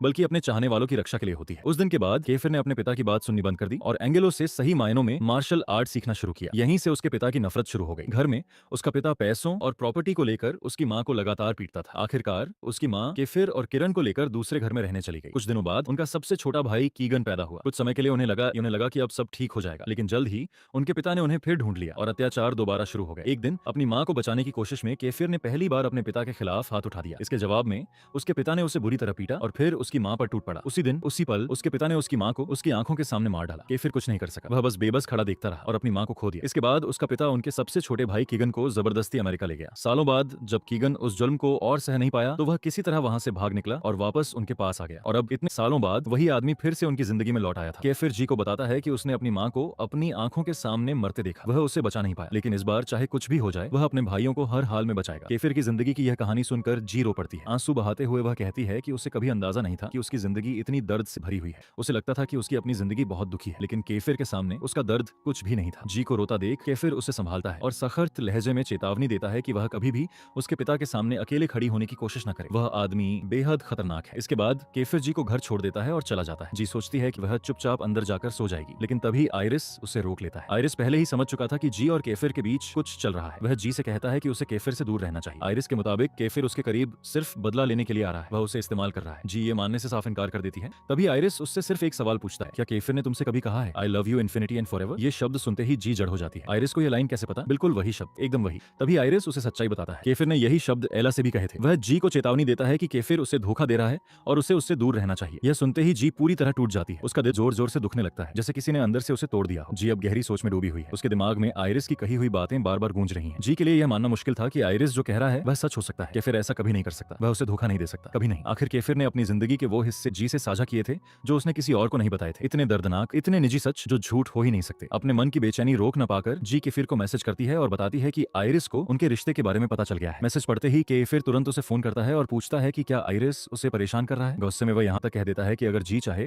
तो वह आइरिस को सबक सिखा सकता है, लेकिन जी उसे तुरंत रोक देती है। वह कहती है कि आइरिस उसका भाई है और बस उसकी जिंदगी और भविष्य को लेकर फिक्रमंद है, वह सिर्फ उसे बचाना चाहता है। केफिर इस बात से बिल्कुल सहमत नहीं होता। पूरे भरोसे के साथ वह जी से कहता है कि जब भी वह चाहे वह उसके घर जाकर उससे शादी की बात कर सकता है, क्योंकि उसका प्यार मजाक नहीं है, वह हमेशा से गंभीर रहा है। यह सुनकर जी का दिल खुश हो जाता है, लेकिन जैसे ही केफिर वही शब्द दोबारा कहता है I love you forever and infinity, जी अचानक उसे बीच में ही रोक देती है। वह नहीं चाहती कि केफिर उससे वही शब्द कहे जो उसने कभी एला से कहे थे। जी बस इतना सुनना चाहती है, एक सादा सच्चा आई लव यू। उसकी भावना को समझते हुए केफिर धीरे से कहता है आई लव यू। जी जवाब देने ही वाली होती है कि तभी ऐसे ही अचानक जाग जाता है। वह हालात को गलत समझ लेता है और सोचता है कि जी उससे आई लव यू कह रही है और फिर हमेशा की तरह उसे छेड़ना शुरू कर देता है। दोनों के बीच फिर से हल्की फुल्की नोकझोंक शुरू हो जाती है। इसी दौरान SAI कैजुअली जी को बताता है कि 1-2 दिन में वह नए घर में शिफ्ट होने वाला है। उसकी माँ और बहन ने उसके लिए नया घर ले लिया है। यह सुनकर जी सच में उसके लिए खुश हो जाती है। कम से कम अब वह अपने भाई और उस जहरीले माहौल से दूर दूर शांति से रह पाएगा। फिर भी उसे चिढ़ाने के लिए जी ज्यादा खुश होने का नाटक करती है और कहती है कि अब उसका कमरा साफ रहेगा, लेकिन दिल के अंदर वह जानती है कि उसे उसकी बहुत याद आने वाली है। जब सब सो जाते हैं, जी की आंखों से नींद कोसों दूर रहती है। वह सोचती है और एक फैसला करती है, कल वह यूरी को केफिर और अपने रिश्ते की सच्चाई बता देगी। यूरी से सच छिपाकर चुपके से केफिर के साथ रहना उसे गलत लगने लगता है। अगली सुबह जब जी और एसएआई स्कूल के लिए निकलते हैं, आइरिस उसे अलग ले जाकर फिर से उसकी होने वाली शादी की याद दिलाता है। वह कहता है कि उसे अपने जज्बातों पर काबू रखना चाहिए और सिर्फ यूरी पर ध्यान देना चाहिए, लेकिन जी के दिल में कुछ और ही तय हो चुका होता है। वह सोचती है कि परिवार के दबाव में किसी से शादी करना सच बोलने से कहीं ज्यादा गलत है। अगर वह अब यूरी को सच्चाई नहीं बताएगी तो शादी के बाद उसे और ज्यादा दर्द मिलेगा और वह बिना प्यार के शादी करके यूरी की जिंदगी बर्बाद नहीं कर सकती। लेकिन ठीक उसी पल जब जी स्कूल में यूरी को सब कुछ बताने का फैसला करती है, उसी पल उसे यूरी का एक मैसेज आता है। यूरी लिखता है कि आज वह स्कूल नहीं आएगा क्योंकि उसे तेज बुखार है। वह जी से अपना ख्याल रखने को भी कहता है। वह मैसेज पढ़कर जी पूरी तरह टूट जाती है। उसका दिल बेचैन हो उठता है। वह सोचती है कि यूरी के लौटने तक वह ये सब अपने अंदर कैसे दबाकर रखेगी। जी को परेशान देखकर केफिर उससे पूछता है कि क्या हुआ। तब जी उसे सच्चाई बता देती है कि वह यूरी को उनके रिश्ते के बारे में सब कुछ बताना चाहती है, वरना उसका परिवार जबरदस्ती उसकी शादी यूरी से करवा देगा। यह सुनकर केफिर भी खुद को दोषी महसूस करने लगता है। उसे समझ नहीं आता कि हर बार ऐसा क्यों होता है। वह उसी लड़की से प्यार कर बैठता है जिससे यूरी भी प्यार करता है, पहले एला और अब जी। फिर भी वह एक बात साफ कर देता है, अगर जी को जरा सी भी परेशानी हुई, अगर यूरी ने कुछ कहा या किसी ने उसे चोट पहुंचाने की कोशिश की, तो वह हमेशा उसके साथ खड़ा रहेगा। वह हर हाल में उसकी रक्षा करेगा। यह सुनकर जी का दिल थोड़ा शांत होता है। स्कूल खत्म होने के बाद जी यूरी से मिलने उसके घर जाती है। जब वह पहुंचती है तो यूरी पहले से ही गुस्से में दिखाई देता है। फिर भी जी हिम्मत जुटाती है और आखिरकार उसे सच बता देती है। वह माफी मांगती है और साफ साफ कह देती है कि उसने केफिर को चुन लिया है। वह बताती है कि वह और केफिर एक रिश्ते में है और बेहतर होगा कि यह शादी न हो। वह कहती है कि वह उसे धोखा नहीं दे सकती। यूरी को गुस्सा आता है, लेकिन वह शांत लहजे में कहता है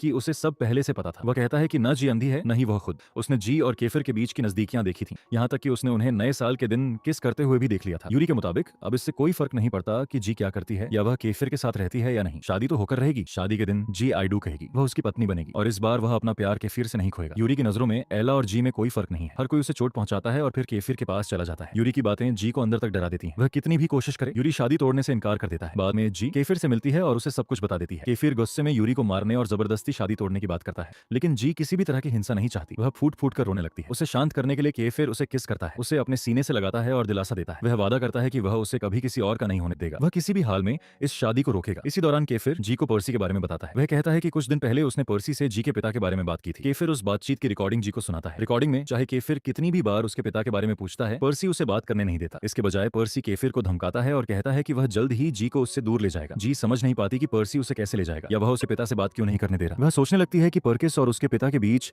आखिर क्या रिश्ता है। केफिर भी उलझन में, लेकिन वे दोनों ये समझ जाते हैं कि फिलहाल उनके पास इंतजार करने के अलावा कोई रास्ता नहीं है। घर लौटते समय अचानक जी की नजर सामने एंजेलो पर पड़ती है। घबराकर वह केफिर की कार में छिपने की कोशिश करती है, लेकिन घर में दाखिल होते वक्त दोनों को आइरिस देख लेता है। आइरिस जी का हाथ पकड़कर उसे खींचने की कोशिश करता है, लेकिन केफिर उसका हाथ छोड़ने से साफ मना कर देता है। बल्कि आइरिस के सामने ही पूरे भरोसे के साथ वह कहता है, जब तक यह पूरी कायनात मौजूद है मैं जी से प्यार करता रहूंगा। यह सुनकर आइरिस तंज भरी हंसी हंसता है, उसका मजाक उड़ाता है और बिना कुछ कहे घर के अंदर चला जाता है। अगले दिन साई जी का घर छोड़कर जाने वाला होता है। जी उसका सामान उठाने में मदद कर रही होती है। तभी एक बैग उसके हाथ से फिसलकर सीधे आइरिस को लग जाता है। आइरिस को हल्की चोट लगती है। जी तुरंत उसे सहारा देती है और माफी मांगती है, लेकिन आइरिस बिना उसकी तरफ देखे चुपचाप वहां से चला जाता है। तभी एंजेलो वहां पहुंचता है और जी से कहता है कि जल्दी तैयार हो जाए, उन्हें साई को उसके नए घर छोड़ने जाना है। साई को उसके नए घर छोड़ने के बाद एंजेलो जी को पिज्जा खाने ले जाता है। रास्ते में उनकी मुलाकात लियो से हो जाती है, एक ऐसा इंसान जिसे जी अपने अतीत से जानती है। जी को लियो बिल्कुल पसंद नहीं है, लेकिन एंजेलो और लियो एक दूसरे से बड़े प्यार से मिलते हैं। एंजेलो यह मान लेता है कि जी और लियो एक दूसरे को नहीं जानते, लेकिन जी के रोकने की कोशिश के बावजूद लियो बता देता है कि उसकी मुलाकात जी से किंग्स ग्राउंड में हो चुकी है, यानी उसकी अड्डेबाजी वाली जगह पर। सच सामने आते ही जी डर जाती है। उसके दिमाग में बस एक ही बात घूमने लगती है, अब एंजेलो क्या करेगा। उसे डर लगता है कि शायद आज उसे एंजेलो से मार भी पड़ सकती है, लेकिन इससे पहले कि एंजेलो उससे कुछ पूछे, वहां आल्वी नाम का एक आदमी आ जाता है और लियो से बात करने लगता है। उनके जाते ही एंजेलो जी को हल्के से डांटता है। उसी वक्त एंजेलो के पास उसकी माँ का फोन आता है। वह बताती है कि आइरिस को अस्पताल में भर्ती कराया गया है। यह सुनते ही एंजेलो और जी दोनों तुरंत अस्पताल की ओर भागते हैं। अगले दिन जी यह सारी बात केफिर को बता देती है। केफिर उसका हाथ धीरे से पकड़कर उसे दिलासा देता है और कहता है कि उसे परेशान होने की जरूरत नहीं है, आइरिस ठीक हो जाएगा। केफिर को इतनी कोशिश करते देख जी के चेहरे पर आखिरकार एक हल्की सी मुस्कान आ जाती है, लेकिन जैसे ही साई और कुछ क्लासमेट्स उन्हें हाथ पकड़े हुए देख लेते हैं,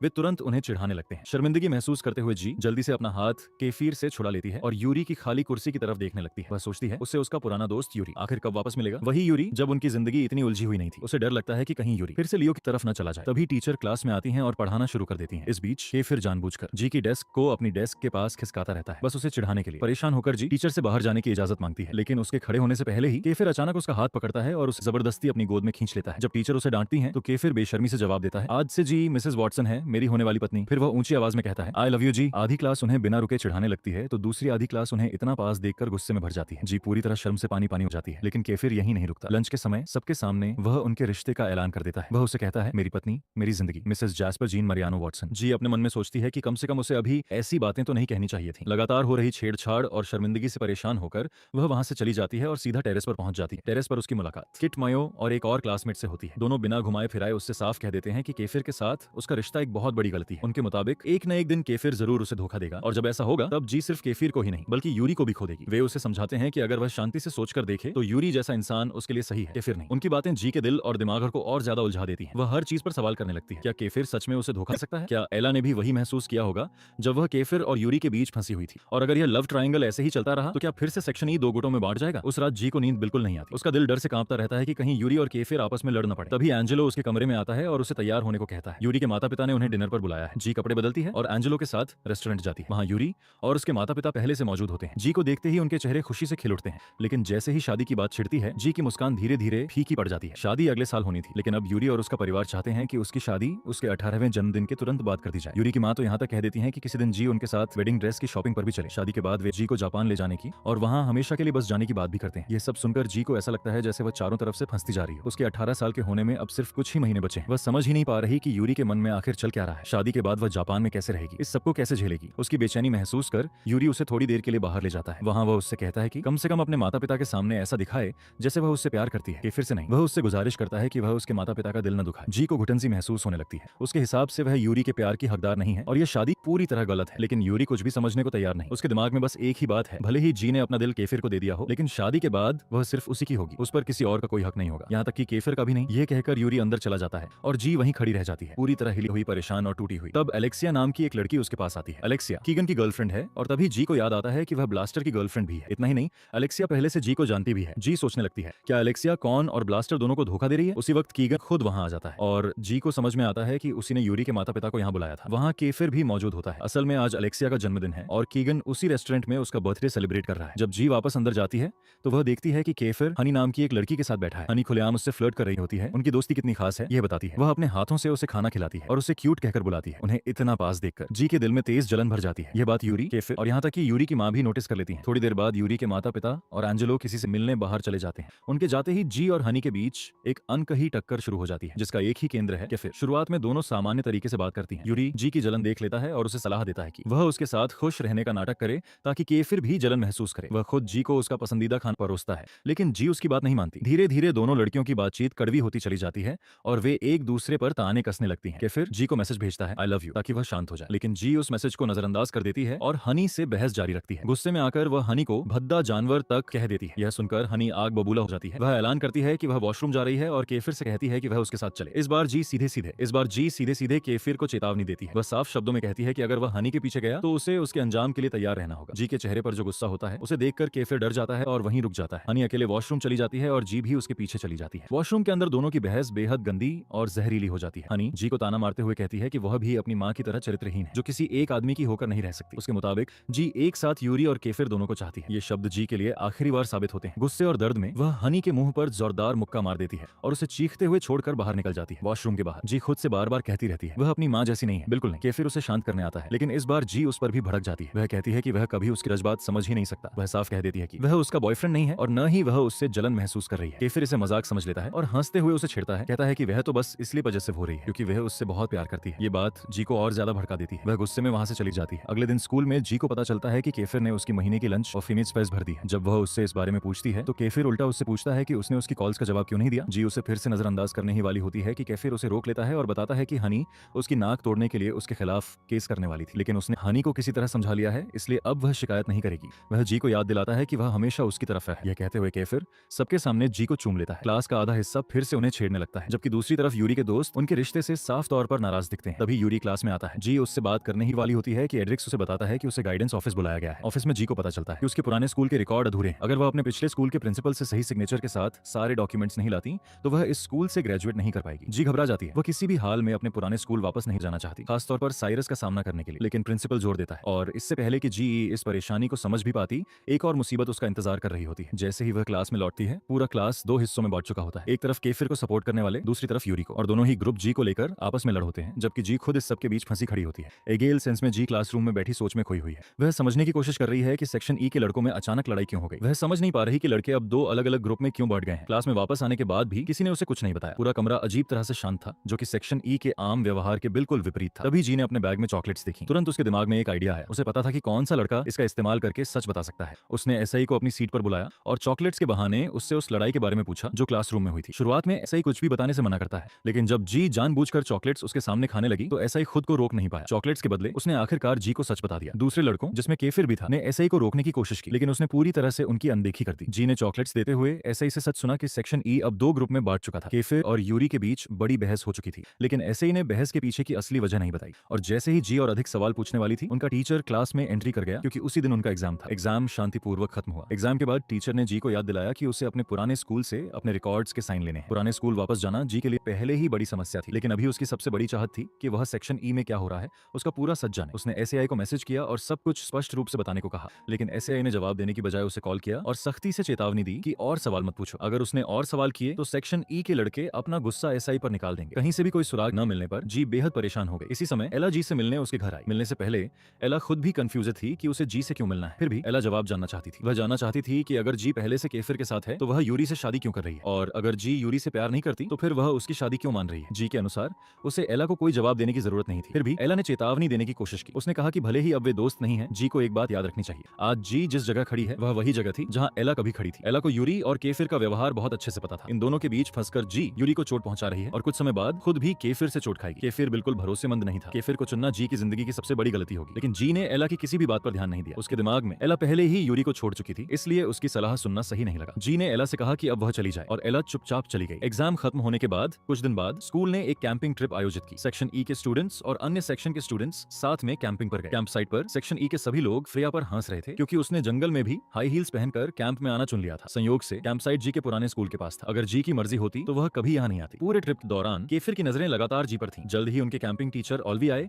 और कैंप के कुछ नियम बताए। उसके बाद पूरा सेक्शन ई एक यादगार ग्रुप फोटो खिंचवाने गया। फोटो खिंचवाने के बाद सभी अपने अपने कैंप सेटअप करने चले गए। हर सेक्शन को अलग अलग कैंप साइट दी गई, लेकिन हैरानी की बात यह थी कि ना तो आयोजक और ना ही टीचर एक बार भी उनके पास आए। उसी समय जी को टेंट लगाने का तरीका भी नहीं पता था। तभी केफिर उसकी मदद करने आया। कैंप सेट करते हुए जी ने केफिर से कहा कि अगले दिन वह अपने पुराने स्कूल जाएगी, क्योंकि वह पास में था और उसे रिकॉर्ड साइन करवाने थे। यह सुनकर एसएआई और यूरी ने सुझाव दिया कि वे भी जी के साथ जाएं, लेकिन जी साफ तौर पर नहीं चाहती थी कि कोई उसके साथ जाए। केफिर ने गंभीर स्वर में चेतावनी दी और साफ शब्दों में कहा कि अब से जी कहीं भी अकेली नहीं जाएगी। या तो सेक्शन ई में से कोई उसके साथ होगा या वह खुद हमेशा उसके पास रहेगा। उसने यह भी कहा कि अगले दिन जब जी अपने पुराने स्कूल जाएगी तो वह उसके साथ जाएगा। इसी समय यूरी भी कहता है कि वह उसके साथ जाएगा क्योंकि उसे किसी की जरूरत है जो उसकी सुरक्षा करे, लेकिन जी नहीं चाहती थी कि कोई भी उसके साथ जाए। इसलिए उसने केफिर से झूठ बोला और कहा कि वह पुराने स्कूल नहीं जाएगी और अगर कभी जाए तो उन्हें बताएगी। लेकिन दिल के अंदर जी ने पहले ही योजना बना ली थी कि वह अकेले ही वहां जाएगी। जी को यह नहीं पता था कि उसके बिना जाने केफिर ने एड्रेस को उसे निगरानी में रखने का आदेश दे दिया था। केफिर जी को इतना अच्छी तरह जानता था कि वह समझ सकता था कि वह किसी की नहीं सुनेगी और जो चाहेगी वही करेगी, और उसका शक सच साबित हुआ। अगली सुबह जी किसी को बताए बिना अपने पुराने स्कूल चली गई। वहां पहुंचते ही उसे सिक्योरिटी गार्ड मिला, जो कई महीनों बाद उसे देखकर बहुत खुश हुआ। उसने जी को स्कूल में हुई हर चीज बताई जब वह वहां नहीं थी। उसने कहा कि उसका एक्स बॉयफ्रेंड साइरस वापस स्कूल में शामिल हो गया है। जी जाने के बाद से स्कूल और भी ज्यादा अराजक हो गया था। लड़ाइयां बढ़ गईं और झगड़े ज्यादा हो गए। जी पहले से ही वहां बदनाम थी कि वह शरारती है और अब साइरस नेता बनकर और बड़ा उत्पात मचा रहा था। यह सुनकर जी काफी डर गई। उसे अपने एक्स बॉयफ्रेंड साइरस का सामना करने का डर था। प्रिंसिपल्स ऑफिस जाने से पहले जी सिक्योरिटी गार्ड से माफी मांगती है, क्योंकि जब वह स्टूडेंट थी तब अपनी शरारतों से उसने उसे बहुत परेशान किया था, लेकिन गार्ड ने पहले ही उसे माफ कर दिया था। यह सोचकर कि वह तब सिर्फ बच्ची थी। जैसे ही जी प्रिंसिपल के ऑफिस की ओर बढ़ती है, वह लगातार प्रार्थना करती है कि काश उसे साइरस का सामना न करना पड़े। लेकिन ऑफिस के अंदर साइरस पहले से ही मौजूद है और आसपास कोई नहीं है। मौके का फायदा उठाकर साइरस उसे गाली देने लगता है और अचानक उसके गले पर हाथ डालकर उसे घेर देता है। जी डर के मारे कांप रही है। वह साइरस से हाथ खोलने के लिए भीख मांगती है, लेकिन साइरस का गुस्सा इतना ज्यादा है कि वह लंबे समय तक उसे घेरता रहता है, फिर आखिरकार छोड़कर बाहर चला जाता है। जी फर्श पर बैठी डर के मारे हिल रही है। तभी प्रिंसिपल अंदर आते हैं और कहते हैं कि वह थोड़ी देर इंतजार करे जब तक उनका काम पूरा ना हो जाए, लेकिन जी डर के मारे रुक नहीं पाती और बाहर निकलने की कोशिश करती है। बाहर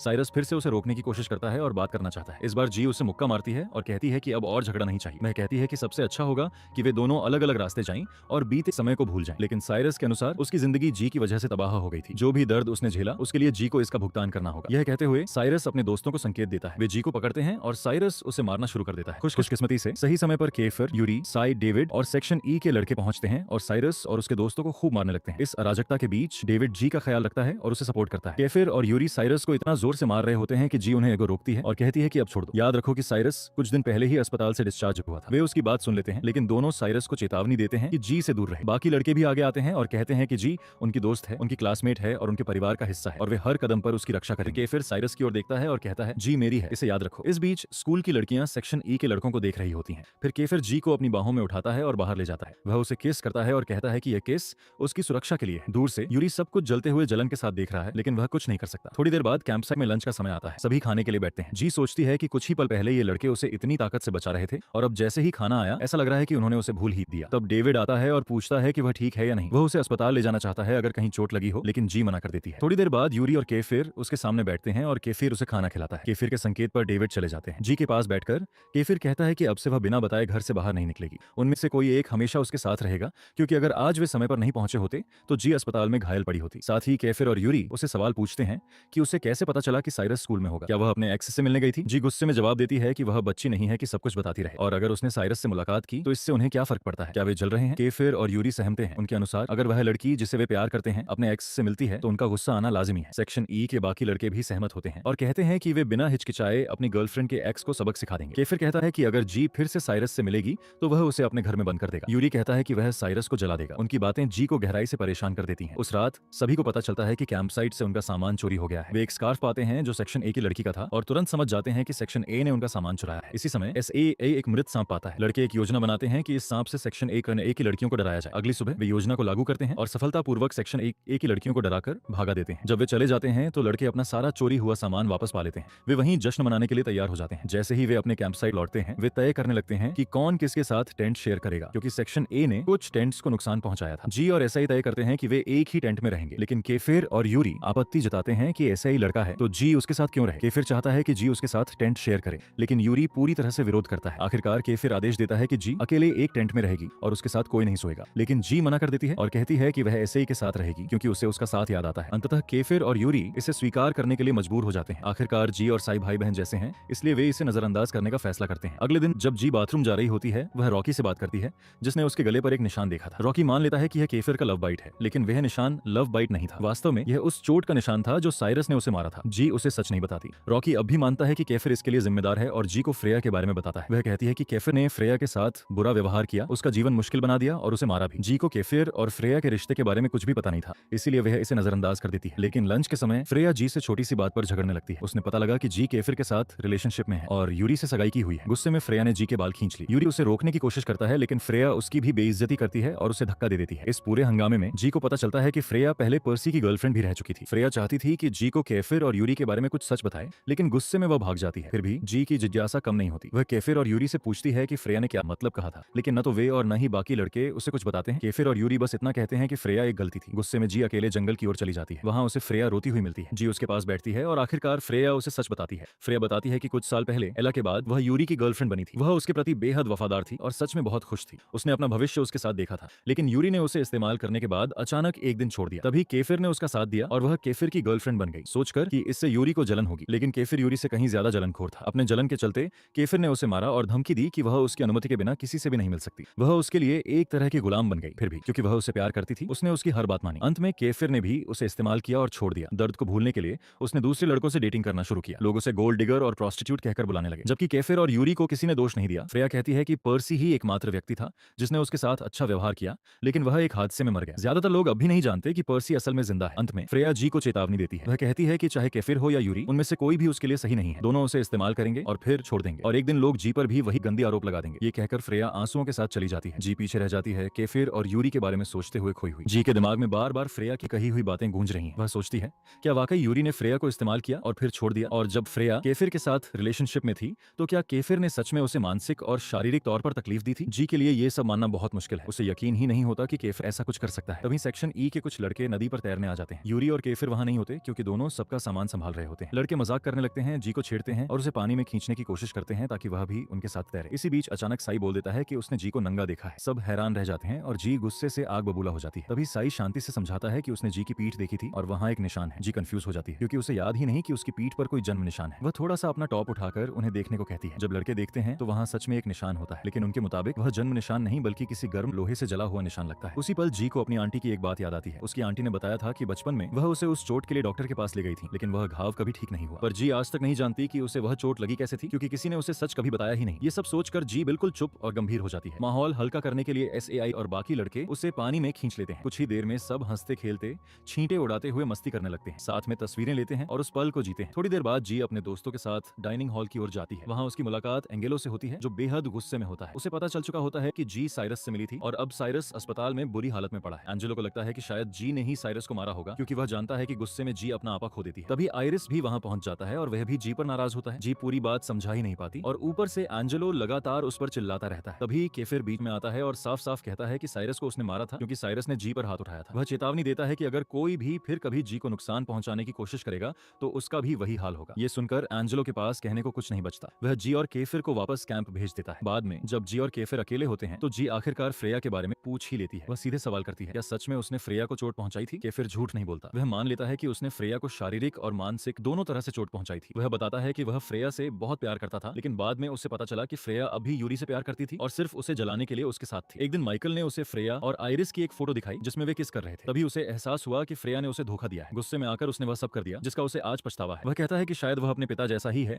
जो अपने गुस्से पर काबू नहीं रख पाता। ये सुनकर जी उसे समझाती है कि वह अपने पिता जैसा नहीं है, वह उनसे अलग है, बेहतर है। केफिर वादा करता है कि वह कभी भी जी पर हाथ नहीं उठाएगा और उससे कभी कोई बात नहीं छुपाएगा। वह उसे अपने अतीत के बारे में सब कुछ बता देता है और जी के लिए इतना ही काफी होता है। लेकिन यूरी का क्या उसने सच में फ्रेया को इस्तेमाल किया था? केफिर कहता है कि वह यूरी के बारे में सच नहीं जानता, वह सिर्फ अपने बारे में ही बोल सकता है। इसके बाद दोनों वापस अपने कैंप लौट जाते हैं। कुछ घंटों बाद रात के करीब 3 बजे गर्मी की वजह से जी की नींद खुलती है। आंखें खोलते ही वह चौंक जाती है। वह देखती है कि एक तरफ केफिर और दूसरी तरफ यूरी उसी टेंट में उसके साथ सो रहे हैं। इतना ही नहीं, वह रस्सी से बंधी हुई होती है। दोनों उसे वापस सोने के लिए कहते हैं और केफिर उसे मजाक में बरकूड़ा भी कहता है। धीरे धीरे जी को पिछली रात की टूटी फूटी यादें आने लगती हैं। शराब पीने के बाद वह पूरी तरह बेकाबू हो गई थी और उसने जबरदस्त हंगामा कर दिया था। अब वह दोनों से विनती करती है कि उसे खोल दे। उसे बहुत ज्यादा गर्मी लग रही थी। केफिर और यूरी उसके शरीर से रस्सियां ढीली कर देते हैं। जब वे उसे टेंट के बाहर लाते हैं तो जी देखती है कि सेक्शन ई के सारे लड़के उससे डरे हुए हैं। उसे समझ नहीं आता कि ऐसा क्यों। यूरी उससे बताता है कि थोड़ी देर पहले उसने सबको बुरी तरह डरा दिया था। तभी केफिर उससे पूछता है कि यह बैरिकोडा कौन है जिसका किरदार वह निभा रही थी। जी बताती है कि बैरिकोडा एक किरदार था जिसे उसने कभी स्कूल के ड्रामा में निभाया था, लेकिन उसे सच में याद नहीं कि नशे की हालत में उसने क्या क्या किया। फिर फिलिक्स अपने फोन में एक वीडियो दिखाता है। उस वीडियो में जी एक चुड़ैल की तरह बैरिकोडा बनकर सबको धमका रही होती है, सबको पीटने की बात कर रही होती है और यहाँ तक कि साई की बलि देने वाली होती है। इसी वजह से सारे लड़के उससे डर गए थे और अब उससे विनती करते हैं कि वह दोबारा कभी ज्यादा शराब न पिए। हालांकि केफिर और यूरी को उसका यह बर्ताव काफी क्यूट लगा था, लेकिन क्योंकि वह पूरी तरह बेकाबू थी इसलिए उन्होंने उसे बांध दिया। फिर भी उसे संभालना मुश्किल था, इसीलिए दोनों उसके दोनों तरफ सो गए थे ताकि वह काबू में रहे। यह सुनकर जय सबसे माफी मांगती है। अगली सुबह जब जी नहाने के लिए बाथरूम जाती है तो उसकी मुलाकात फ्रेया से होती है। फ्रेया कहती है कि उसे जी के शरीर से जलन होती है क्योंकि जी उससे ज्यादा आकर्षक है। जी उसकी आंखों में देखती है और कहती है कि वह थोड़ी देर पहले रो रही थी। यह सुनकर फ्रेया शर्मिंदा हो जाती है और अपने काम में लग जाती है। उसी पल जी को लगता है कि फ्रेया के झुमके उसे कहीं देखे हुए लग रहे हैं, लेकिन वह इस ख्याल को नजरअंदाज कर देती है। बाद में जब जी डाइनिंग एरिया में जाती है तो सेक्शन ई के लड़के उसे बैरिकोडा कहकर चिढ़ाने लगते हैं। यह बात जी को बहुत परेशान करती है। यूरी मुस्कुरा रहा होता है लेकिन केफिर सबको चुप रहने की चेतावनी देता है। उसकी एक सखत नजर से सारे लड़के चुपचाप बैठ जाते हैं। उस दिन के खाने में रोस्टेड सुअर का मांस होता है जो जी का पसंदीदा है। वह बहुत खुश हो जाती है, लेकिन आखिरी पल में फ्रेया उसकी प्लेट गिरा देती है। केफिर, यूरी और बाकी लड़के फ्रेया से बहस नहीं करना चाहते इसलिए चुप रहते हैं, लेकिन जी गुस्से में फ्रेया को डांट देती है। वह तंज कसते हुए कहती है कि उस सुअर ने इतना खाना खाया, इतना अच्छा शरीर बनाया सिर्फ इसलिए कि वह उनका खाना बने, लेकिन आखिर में जी उसे खा भी नहीं पाई। वह कहती है कि उस बेचारे सुअर की कुर्बानी बेकार चली गई और नाटकीय अंदाज में उसे बेचारा सुअर कहती है। यह सुनकर फ्रेया जी को पागल कहती है और वहां से चली जाती है। लड़के जय की बातों पर हंसने लगते हैं, लेकिन तब तक सारा मांस खत्म हो चुका होता है और जय के पास खाने को कुछ नहीं बचता। तभी केफिर उसके पास आता है और अपनी प्लेट उसे दे देता है जिसमें अभी भी मांस होता है। केफिर का इतना ख्याल देखकर जी को बहुत अच्छा लगता है, लेकिन उन्हें इतना करीब देखकर यूरी के दिल में जलन जल उठती है। उस रात खाने के बाद सब हंसते मजाक करते हुए कैंप साइट की ओर लौटते हैं। रास्ते में जी साई को अलग बुलाती है। वह उससे एक बात पूछना चाहती है जो उसे बहुत परेशान कर रही थी। वह पूछती है कि एक बार सेक्शन ई के लड़कों ने उससे क्यों कहा था कि अगर उन्होंने कभी उसके साथ कुछ गलत किया हो तो वह उन्हें माफ कर दे। किसी वजह से एसएआई उस सवाल से बचता रहता है। कभी वह पास से गुजरते टीचर से बात करने लगता है तो कभी जी से कहता है कि वह दूसरों के साथ ट्रुथ एंड डेयर खेलने चलो। जी ज्यादा जोर नहीं देती और सबके साथ खेल में शामिल हो जाती है। लड़के साफ तौर पर एक दूसरे के साथ खुश नजर आते हैं। उन्हें देखकर जी अपने मन में सोचती है कि काश सेक्शन ई के लड़के हमेशा ऐसे ही खुश रहें, साथ रहें और उसकी वजह से उनके बीच कभी कोई लड़ाई ना हो। ट्रुथ एंड डेयर के दौरान अचानक डेविड जी से एक चौंकाने वाला सवाल पूछता है। वह पूछता है कि अगर केफिर उसकी जिंदगी में ना होता तो क्या जी उसे अपना बॉयफ्रेंड बनने देती। जी सन्न रह जाती है। केफिर और यूरी दोनों साफ तौर पर गुस्से में नजर आते हैं। डेविड जल्दी से हंसकर कहता है कि वह मजाक कर रहा था और बात बदलने की कोशिश करता है, लेकिन अब यह साफ हो चुका था कि डेविड के दिल में जी के लिए सच में भावनाएं हैं। इसके बाद एक क्लासमेट जी से उसकी पीठ पर बने निशान के बारे में पूछता है। जी खुद उसके बारे में कुछ नहीं जानती, इसलिए वह क्या जवाब दे उसे समझ नहीं आता। जैसे ही उस निशान का जिक्र होता है वह घबरा जाती है। सिन और कुछ दूसरे लड़के उससे कहते हैं कि अगर उसे असहज महसूस हो रहा है तो उसे जवाब देने की कोई जरूरत नहीं है। तब जी धीरे से कहती है कि उसके शरीर पर ऐसे कई निशान हैं, लेकिन उसे आज भी याद नहीं कि उसे चोट कैसे लगी थी। वह बताती है कि उसकी दादी ने कभी कहा था कि उसके सौतेले पिता ने उसके साथ बुरा बर्ताव किया था और शायद तभी उसके शरीर पर ये निशान बने होंगे। यह सुनकर सबके दिल में जी के लिए गहरा दर्द और अफसोस भर जाता है। माहौल को हल्का करने और बातों को ज्यादा भारी होने से रोकने के लिए सब मिलकर फिर से खेल जारी रखने का फैसला करते हैं। खेल के दौरान एक क्लासमेट यूरी से पूछता है कि उसे जी से प्यार कब हुआ। यूरी शांत स्वर में जवाब देता है कि उनसे मिलने के पहले ही हफ्ते में। तभी अचानक जॉश यूरी और जी की सगाई के बारे में पूछ बैठता बैठता है। अब तक इस सगाई के बारे में सिर्फ केफिर को ही पता था। जैसे ही जॉश यह बात जोर से कहता है, सब हैरान रह जाते हैं। केफिर तुरंत सबको चुप कराता है और कहता है कि यूरी और जी की सगाई सिर्फ एक पारिवारिक समझौता है, उससे ज्यादा कुछ नहीं। डेविड गुस्से में आकर पूछता है कि केफिर ने इतनी बड़ी बात उनसे क्यों छुपाई। यह सुनते ही केफिर भड़क जाता है और डेविड से चुप रहने को कहता है। वह कहता है कि उसे पहले से पता है कि डेविड चोरी छिपे पर्सी के साथ मिलकर काम कर रहा है और उन सब पर नजर रख रहा है। अब तक किसी को यह तक नहीं पता था कि पर्सी जिंदा है। यह खुलासा सुनते ही सब सन्न रह जाते हैं। इस बिंदु पर हालात पूरी तरह बिगड़ जाते हैं। एक बार फिर केफिर के ग्रुप और यूरी के ग्रुप के बीच बहस शुरू हो जाती है। उन्हें इस तरह लड़ते हुए देखकर जी का दिल टूट जाता है। जॉश कहता है कि यह सब जी की वजह से हो रहा है। अगर जी सही समय पर सेक्शन ई छोड़ देती तो दोस्त दो गुटों में बांटकर आपस में नहीं लड़ते। जॉश की बातें जी को अंदर तक चोट पहुंचा देती हैं। यह देखकर केफिर अपना आपा खो देता है और जॉश पर हाथ उठाने ही वाला होता है। वह उसे चेतावनी देता है कि अगली बार जी से बात सोच समझ कर करे, लेकिन तब तक दोनों गुटों के बीच झगड़ा और तेज हो चुका होता है। बेहद टूट चुकी जी एक जगह बैठ जाती है और रोने लगती है। तभी सौभाग्य से टीचर ऑलवी सही समय पर पहुंच जाते हैं और लड़ाई को रोक देते हैं। कुछ समय बाद जी अपने टेंट के अंदर होती है। तभी उसे एहसास होता है कि केफिर उसे बाहों में भरकर सो रहा है। लेटी हुई जी अपने ख्यालों में डूब जाती है। वह सोचती है कि शायद जॉश सही था, उसे मौका मिलने पर सेक्शन ही छोड़ देना चाहिए था। लेकिन जब वह समय आया तो वह केफिर को पीछे छोड़ क्यों नहीं पाई। अब सब कुछ उसे बहुत उलझा हुआ लगने लगता है। वह प्यार से केफिर के चेहरे और होठों को छूती है और धीरे से खुद से कहती है कि सोते हुए केफिर कितना प्यारा लगता है। वह सोचती है कि क्या केफिर सच में उससे प्यार करता है। यह पहली बार है जब उसने ऐसा प्यार महसूस किया है। चाहे वह हमेशा उलझन में क्यों न रहे, वह इतना जरूर जानती है कि केफिर के साथ रहने पर उसे सुकून और खुशी मिलती है। एक बात बिल्कुल साफ पता है, वह उसे खोना नहीं चाहती। इन भावनाओं के साथ जी केफिर के और करीब आ जाती है। उसे चूमने ही वाली होती है कि अचानक केफिर बोलता है और कहता है कि अगर उसे चूमना है तो जल्दी कर ले। जी हैरानी से जम जाती है। उसे बिल्कुल अंदाजा नहीं था कि केफिर जाग रहा था और उसकी सारी बातें सुन रहा था। केफिर उसे अपने और पास खींचता है और हल्के से पूछता है कि क्या वह उसे चूम सकता है। जी मना नहीं करती और उसी पल केफिर उसे चूम लेता है। दोनों के बीच एक बेहद रोमांटिक पल बनता है। लेकिन तभी बाहर से दोस्तों की आवाज आती है। वे कहते हैं कि यूरी गायब है। यह सुनते ही जी और केफिर तुरंत यूरी को ढूंढने निकल पड़ते हैं। जल्दी ही वे उसे थोड़ी दूरी पर एला से बात करते हुए देखते हैं। दोनों छुपकर उनकी बातें सुनते हैं। एला रो रही होती है और यूरी से रिश्ता तोड़ने के लिए माफी मांग रही होती है। सच ये था कि एला ने यूरी की मां की वजह से उससे रिश्ता तोड़ा था। यूरी की मां नहीं चाहती थी कि एला उसके साथ रहे। उसने एला को धमकाया था कि अगर उसने रिश्ता जारी रखा तो वह यह सुनिश्चित कर देगी कि एला का परिवार कभी कोरिया में बस न सके। यूरी का परिवार एशिया में बहुत ताकतवर है। डर के कारण एला को झुकना पड़ा। यूरी की मां की वजह से ही एला ने सेक्शन भी छोड़ दिया था। एला कबूल करती है कि वह आज भी दिल से यूरी से प्यार करती है। उसने कभी केफिर से प्यार नहीं किया, लेकिन यूरी उसकी बातों पर भरोसा नहीं करता। वह साफ कह देता है कि अब वह जी से प्यार करता है। वह एला से पूछता है कि अगर वह उससे इतना प्यार करती थी तो उस वक्त उसने उसे छोड़कर अपने परिवार को क्यों चुना। इससे बस यही साबित होता है कि उसके लिए उसका परिवार उससे ज्यादा मायने रखता था। दूर से केफिर और जी ये सब सुन लेते हैं। एरिस भी ये सुन लेता है। गुस्से में एरिस यूरी की ओर बढ़ता है, ये सोचकर कि यूरी एक बार फिर एला को उससे छीनने की कोशिश कर रहा है। तभी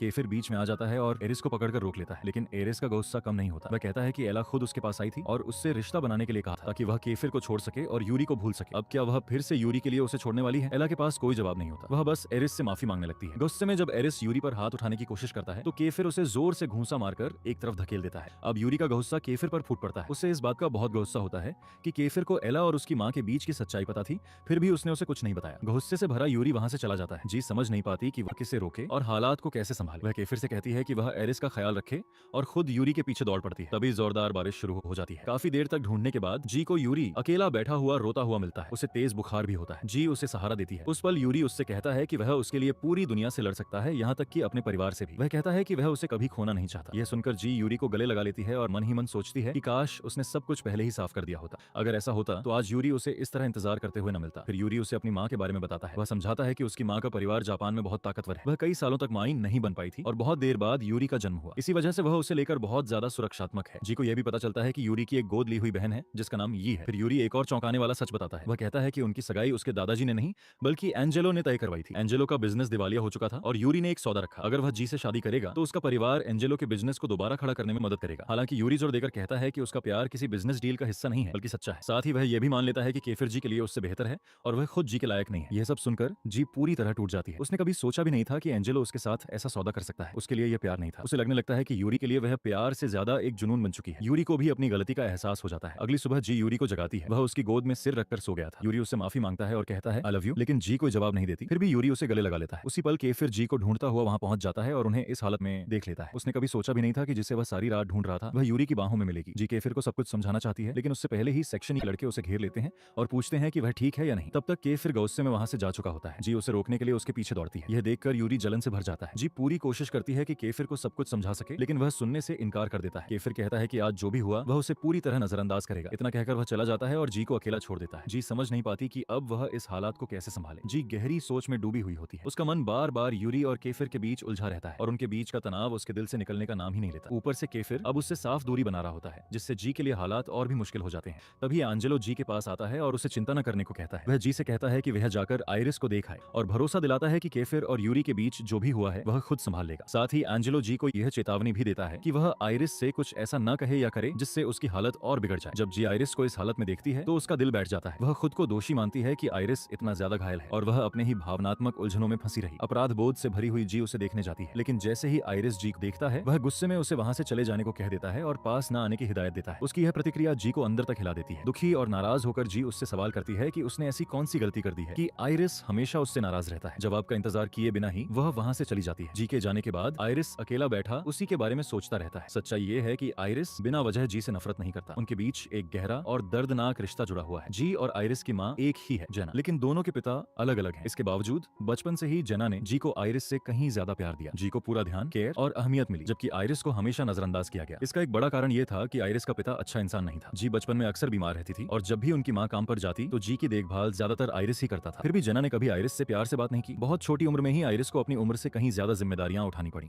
उसने खाना बनाना सीखा, घर साफ करना सीखा और पूरी तरह जी की देखभाल करना सीख लिया। एक बार जब जी को तेज बुखार था और उनकी माँ घर पर नहीं थी तो आइरिस अपने ही पैसों से उसके लिए खाना लेने बाहर गया। लेकिन जब जेना लौटी तो उसकी तारीफ करने के बजाय उसने आइरिस को डांटा कि उसने जी को अकेला छोड़ दिया। गुस्से में उसने उस पर अपने जूते तक फेंक दिए। एक दिन जेना अपने एक दोस्त से दोनों बच्चों के पिता के बारे में बात कर रही थी। आइरिस ने बातचीत के कुछ हिस्से सुन लिए। आइरिस के पिता ने कभी उसकी जिम्मेदारी नहीं ली थी, इसी वजह से जेना उसके स्कूल की फीस तक नहीं भर सकती थी। जिस घर में वे रहते थे वह जी के अमीर पिता ने दिलवाया था और वह जी के खर्चों के लिए नियमित पैसे भेजता था। दूसरी तरफ आइरिस का पिता बेहद हिंसक था। वह जेना को मारता पीटता था और घर के हर सदस्य के साथ बुरा बर्ताव करता था। पूरी बात आइरिस नहीं सुन पाया क्योंकि उसे उसके कमरे में भेज दिया गया और कहा गया कि बड़ों की बातों में दखल न दे। बाद में जब आइरिस के स्कूल में एडमिशन की बात आई तो किस्मत ने फिर उसका साथ नहीं दिया। जिस दिन उसे स्कूल जाना था उसी दिन जी गंभीर रूप से बीमार पड़ गई और उसे अस्पताल ले जाना पड़ा। डॉक्टरों ने बताया कि उसे यूरिनरी इन्फेक्शन है और वह पूरी तरह ठीक हो जाएगी। लेकिन डॉक्टर के जाते ही जेना ने जी की बीमारी का दोष भी आइरिस पर डाल दिया। उसने उसे कोसा कि उसने जी का ठीक से ध्यान नहीं रखा। इसके बावजूद आइरिस ने हिम्मत जुटाकर अपनी माँ से स्कूल जाने की इजाजत मांगी, लेकिन जेना ने साफ मना कर दिया। उसके मुताबिक आइरिस की जिंदगी का एक ही मकसद था, जी की देखभाल करना, क्योंकि जी हमेशा बीमार रहती थी। जब भी जेना काम पर जाती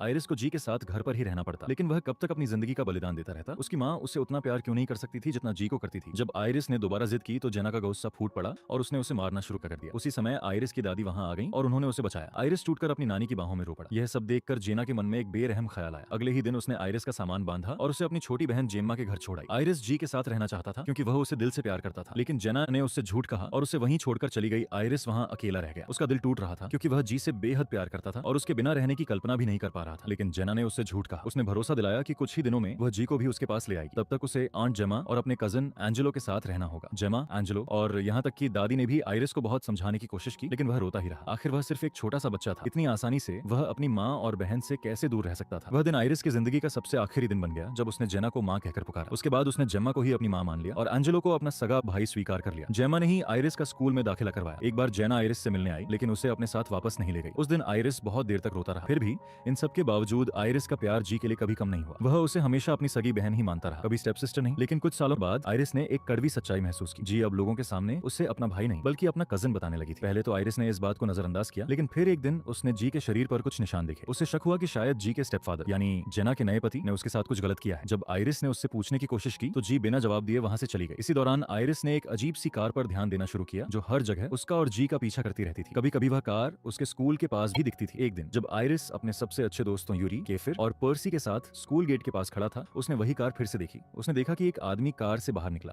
यह देखकर आइरिस एक पल के लिए सन्न रह गया। उसी समय उसे अपनी आंट जेम्मा का फोन आया। उन्होंने घबराई हुई आवाज में बताया कि जी ये लापता है। आइरिस समझ गया कि जी कहाँ हो सकती है। वह दौड़ता हुआ उस पार्क की तरफ गया जहाँ वह हमेशा जी से मिलता और उसके साथ खेलता था। उस पल डर ने उसके दिल को जकड़ लिया। उसे डर था कि कहीं उसे जी घायल हालत में या खून से लथपथ न मिल जाए, लेकिन किस्मत से जी जिंदा मिली। हालांकि वह गहरे सदमे में थी। आइरिस उसे तुरंत घर ले आया और परिवार ने डॉक्टर को बुलाया। डॉक्टर ने बताया कि जी को गंभीर साइकोलॉजिकल शॉक लगा है। यह असर जीवन भर उसके साथ रहेगा। उसकी बचपन की कुछ यादें मिट जाएंगी और जिंदगी के कई अहम पल उसे साफ साफ याद नहीं रहेंगे। जी खुद भी ये याद नहीं कर पा रही थी कि वह पार्क तक कैसे पहुंची या उसके साथ क्या हुआ था। वह बस बार बार आइरिस से सवाल करती रही। आइरिस ने उसे आराम करने को कहा और भरोसा दिलाया कि वक्त के साथ सब ठीक हो जाएगा, लेकिन अंदर ही अंदर आइरिस खुद को दोष देता रहा। वह सोचता रहा कि जी की इस हालत के लिए जिम्मेदार कौन है, वह खुद, उनकी माँ जेना, जी का स्टेपफादर या कोई और। कुछ साल बाद जेना ने जी को भी जेमा के घर छोड़ दिया, ठीक वैसे ही जैसे कभी आइरिस को छोड़ा था। माँ से दूर होकर जी भी गहरे डिप्रेशन में चली गई। इस दौरान एंजेलो जी के साथ काफी सख्त रहता था, जिससे वह अक्सर नाराज हो जाती थी। कई बार वह गुस्से में घर से बाहर भी चली जाती थी। एक दिन जब आइरिस उसे ढूंढने निकला तो उसने जी को उसी आदमी से बात करते देखा जो बचपन में कार से उनका पीछा करता था। अचानक उस आदमी ने जी को बेहोश कर दिया और उसका अपहरण कर लिया। जब आइरिस उसे बचाने दौड़ा तो उस आदमी के लोगों ने आइरिस को भी अगवा कर लिया। जब दोनों को होश आया तो एक चौंकाने वाला सच सामने आया। वह आदमी कोई और नहीं बल्कि आइरिस का असली पिता था। इसीलिए जब आइरिस ने उसे कार से उतरते देखा था तो वह पल भर के लिए सन्न रह गया था। उसने कभी सोचा भी नहीं था कि वह अपने पिता से इस तरह मिलेगा। आइरिस का पिता जी को उससे दूर ले जाना चाहता था, लेकिन जी और आइरिस दोनों एक साथ उसके खिलाफ खड़े हो गए। इसी दौरान एक जबरदस्त और हिंसक लड़ाई छिड़ गई। इस अफरा तफरी में जी घायल हो गई। जैसे ही उसने खून देखा वह पूरी तरह से टूट गई। उसका बचपन का डर और पैनिक अटैक वापस आ गया। डर और घबराहट की हालत में उसे कुछ समझ नहीं आया और उसने आइरिस के पिता पर हमला कर दिया। लेकिन उसी उन्माद में बिना यह समझे कि वह क्या कर रही है, उसने आइरिस को ही चाकू मार दिया, जिससे वह बुरी तरह घायल हो गया। आज तक आइरिस यह समझ नहीं पाया कि जी ने उस पर हमला क्यों किया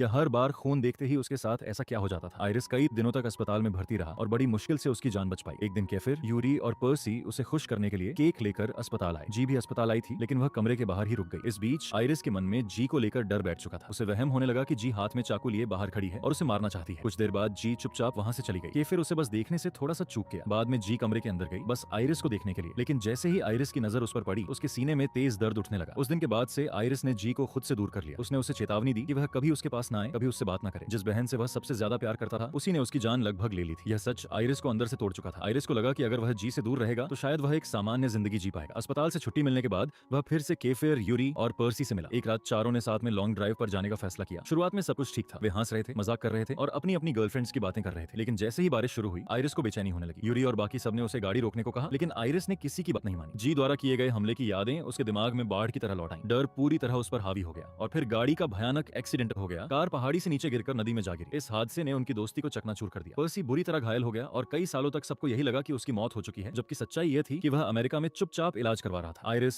कैफिर और यूरी भी गंभीर रूप से घायल होकर अस्पताल पहुंचे। एरिस के मन में बस एक ही चिंता थी, वह फ्रेया, पर्सी की गर्लफ्रेंड, को पर्सी की हालत के बारे में कैसे बताएगा। वक्त के साथ जिंदगी किसी तरह फिर से आगे बढ़ी। मौजूदा समय में आइरिस अस्पताल से छुट्टी लेकर घर लौटता है। वहाँ वह अपनी असली मां जेना को उसके नए पति एंडी के साथ देखता है। यह नजारा उसे जरा भी खुशी नहीं देता। बातों बातों में जेना से सच गलती से बाहर आ जाता है कि आइरिस और जी दोनों उसके असली बच्चे हैं। यह सुनते ही जी पूरी तरह चौंक जाती है। जब आइरिस जेम्मा को फोन करता है तो जेना का गुस्सा और भड़क उठता है। यह सच्चाई कि जी और आइरिस भाई बहन हैं जी को अंदर तक हिला देती है। आइरिस खुद भी उलझन में पड़ जाता है। उसे समझ नहीं आता कि वह जी को सब कुछ सच सच बता दे या फिर इस सच्चाई को छुपाए रखे। जब जी स्कूल जारी होती है, अपने ही ख्यालों में खोई हुई, उसे अब भी यकीन नहीं हो रहा कि आइरिस उसका असली भाई है, न कि कजिन। जिन लोगों पर उसने सबसे ज्यादा भरोसा किया था, उन्हीं ने उससे यह सच छुपाया। यह एहसास उसे अंदर से तोड़ देता है। उसे लगता है जैसे उसके अपने परिवार ने ही उसके भरोसे के साथ धोखा किया हो। चलते चलते उसकी बचपन की यादें वापस आने लगती हैं। वह पल जब वह सबके सामने आइरिस को अपना कजिन बताया करती थी। और फिर एक समय ऐसा आया जब आइरिस अचानक ठंडा और दूर दूर सा रहने लगा, बिल्कुल किसी अजनबी की तरह। जी समझ नहीं पाती कि उससे ऐसी कौन सी गलती हो गई। उसका सीना भारी हो जाता है, आंखों में आंसू भर आते हैं और वह चुपचाप रोने लगती है। उसका मन पिछले 6 दिनों की सारी घटनाओं में उलझ जाता है। 6 दिन पहले वह कैफिर को लेकर बहुत परेशान थी। कैंपिंग ट्रिप के दौरान उसे यूरी के करीब देखकर कैफिर बहुत गुस्सा हो गया था। उस दिन के बाद से उसने जी के किसी भी कॉल या मैसेज का जवाब नहीं दिया। ऊपर से सेक्शन ई 2 हिस्सों में बढ़ गया था और लगातार झगड़े हो रहे थे। साथ ही उसे यूरी और एला के ब्रेकअप की सच्चाई भी पता चल गई थी। इतनी सारी सच्चाइयां, इतने झटके, वो भी इतने कम समय में। जी पूरी तरह टूट चुकी थी। सब कुछ सहन न कर पाने की हालत में वह कैफिर के घर उसे देखने चली जाती है, लेकिन वहाँ केगन उसे बताता है कि कैफिर घर पर नहीं है। यह सुनकर जी को लगता है कि शायद उसे यहाँ नहीं आना चाहिए था। वह सोचने लगती है कि आखिर कैफिर गया कहाँ होगा। केगन कैफिर को फोन करता है और बताता है कि जी उसे देखने आई थी। तभी यह पता चलता है कि कैफिर इस समय लंदन में है। हालांकि उसकी वजह बाद में सामने आएगी। कैफिर जी के मैसेज देखता है लेकिन कोई जवाब नहीं देता। वह सिर्फ मन ही मन सोचता है कि जी को थोड़ी देर और इंतजार करना चाहिए,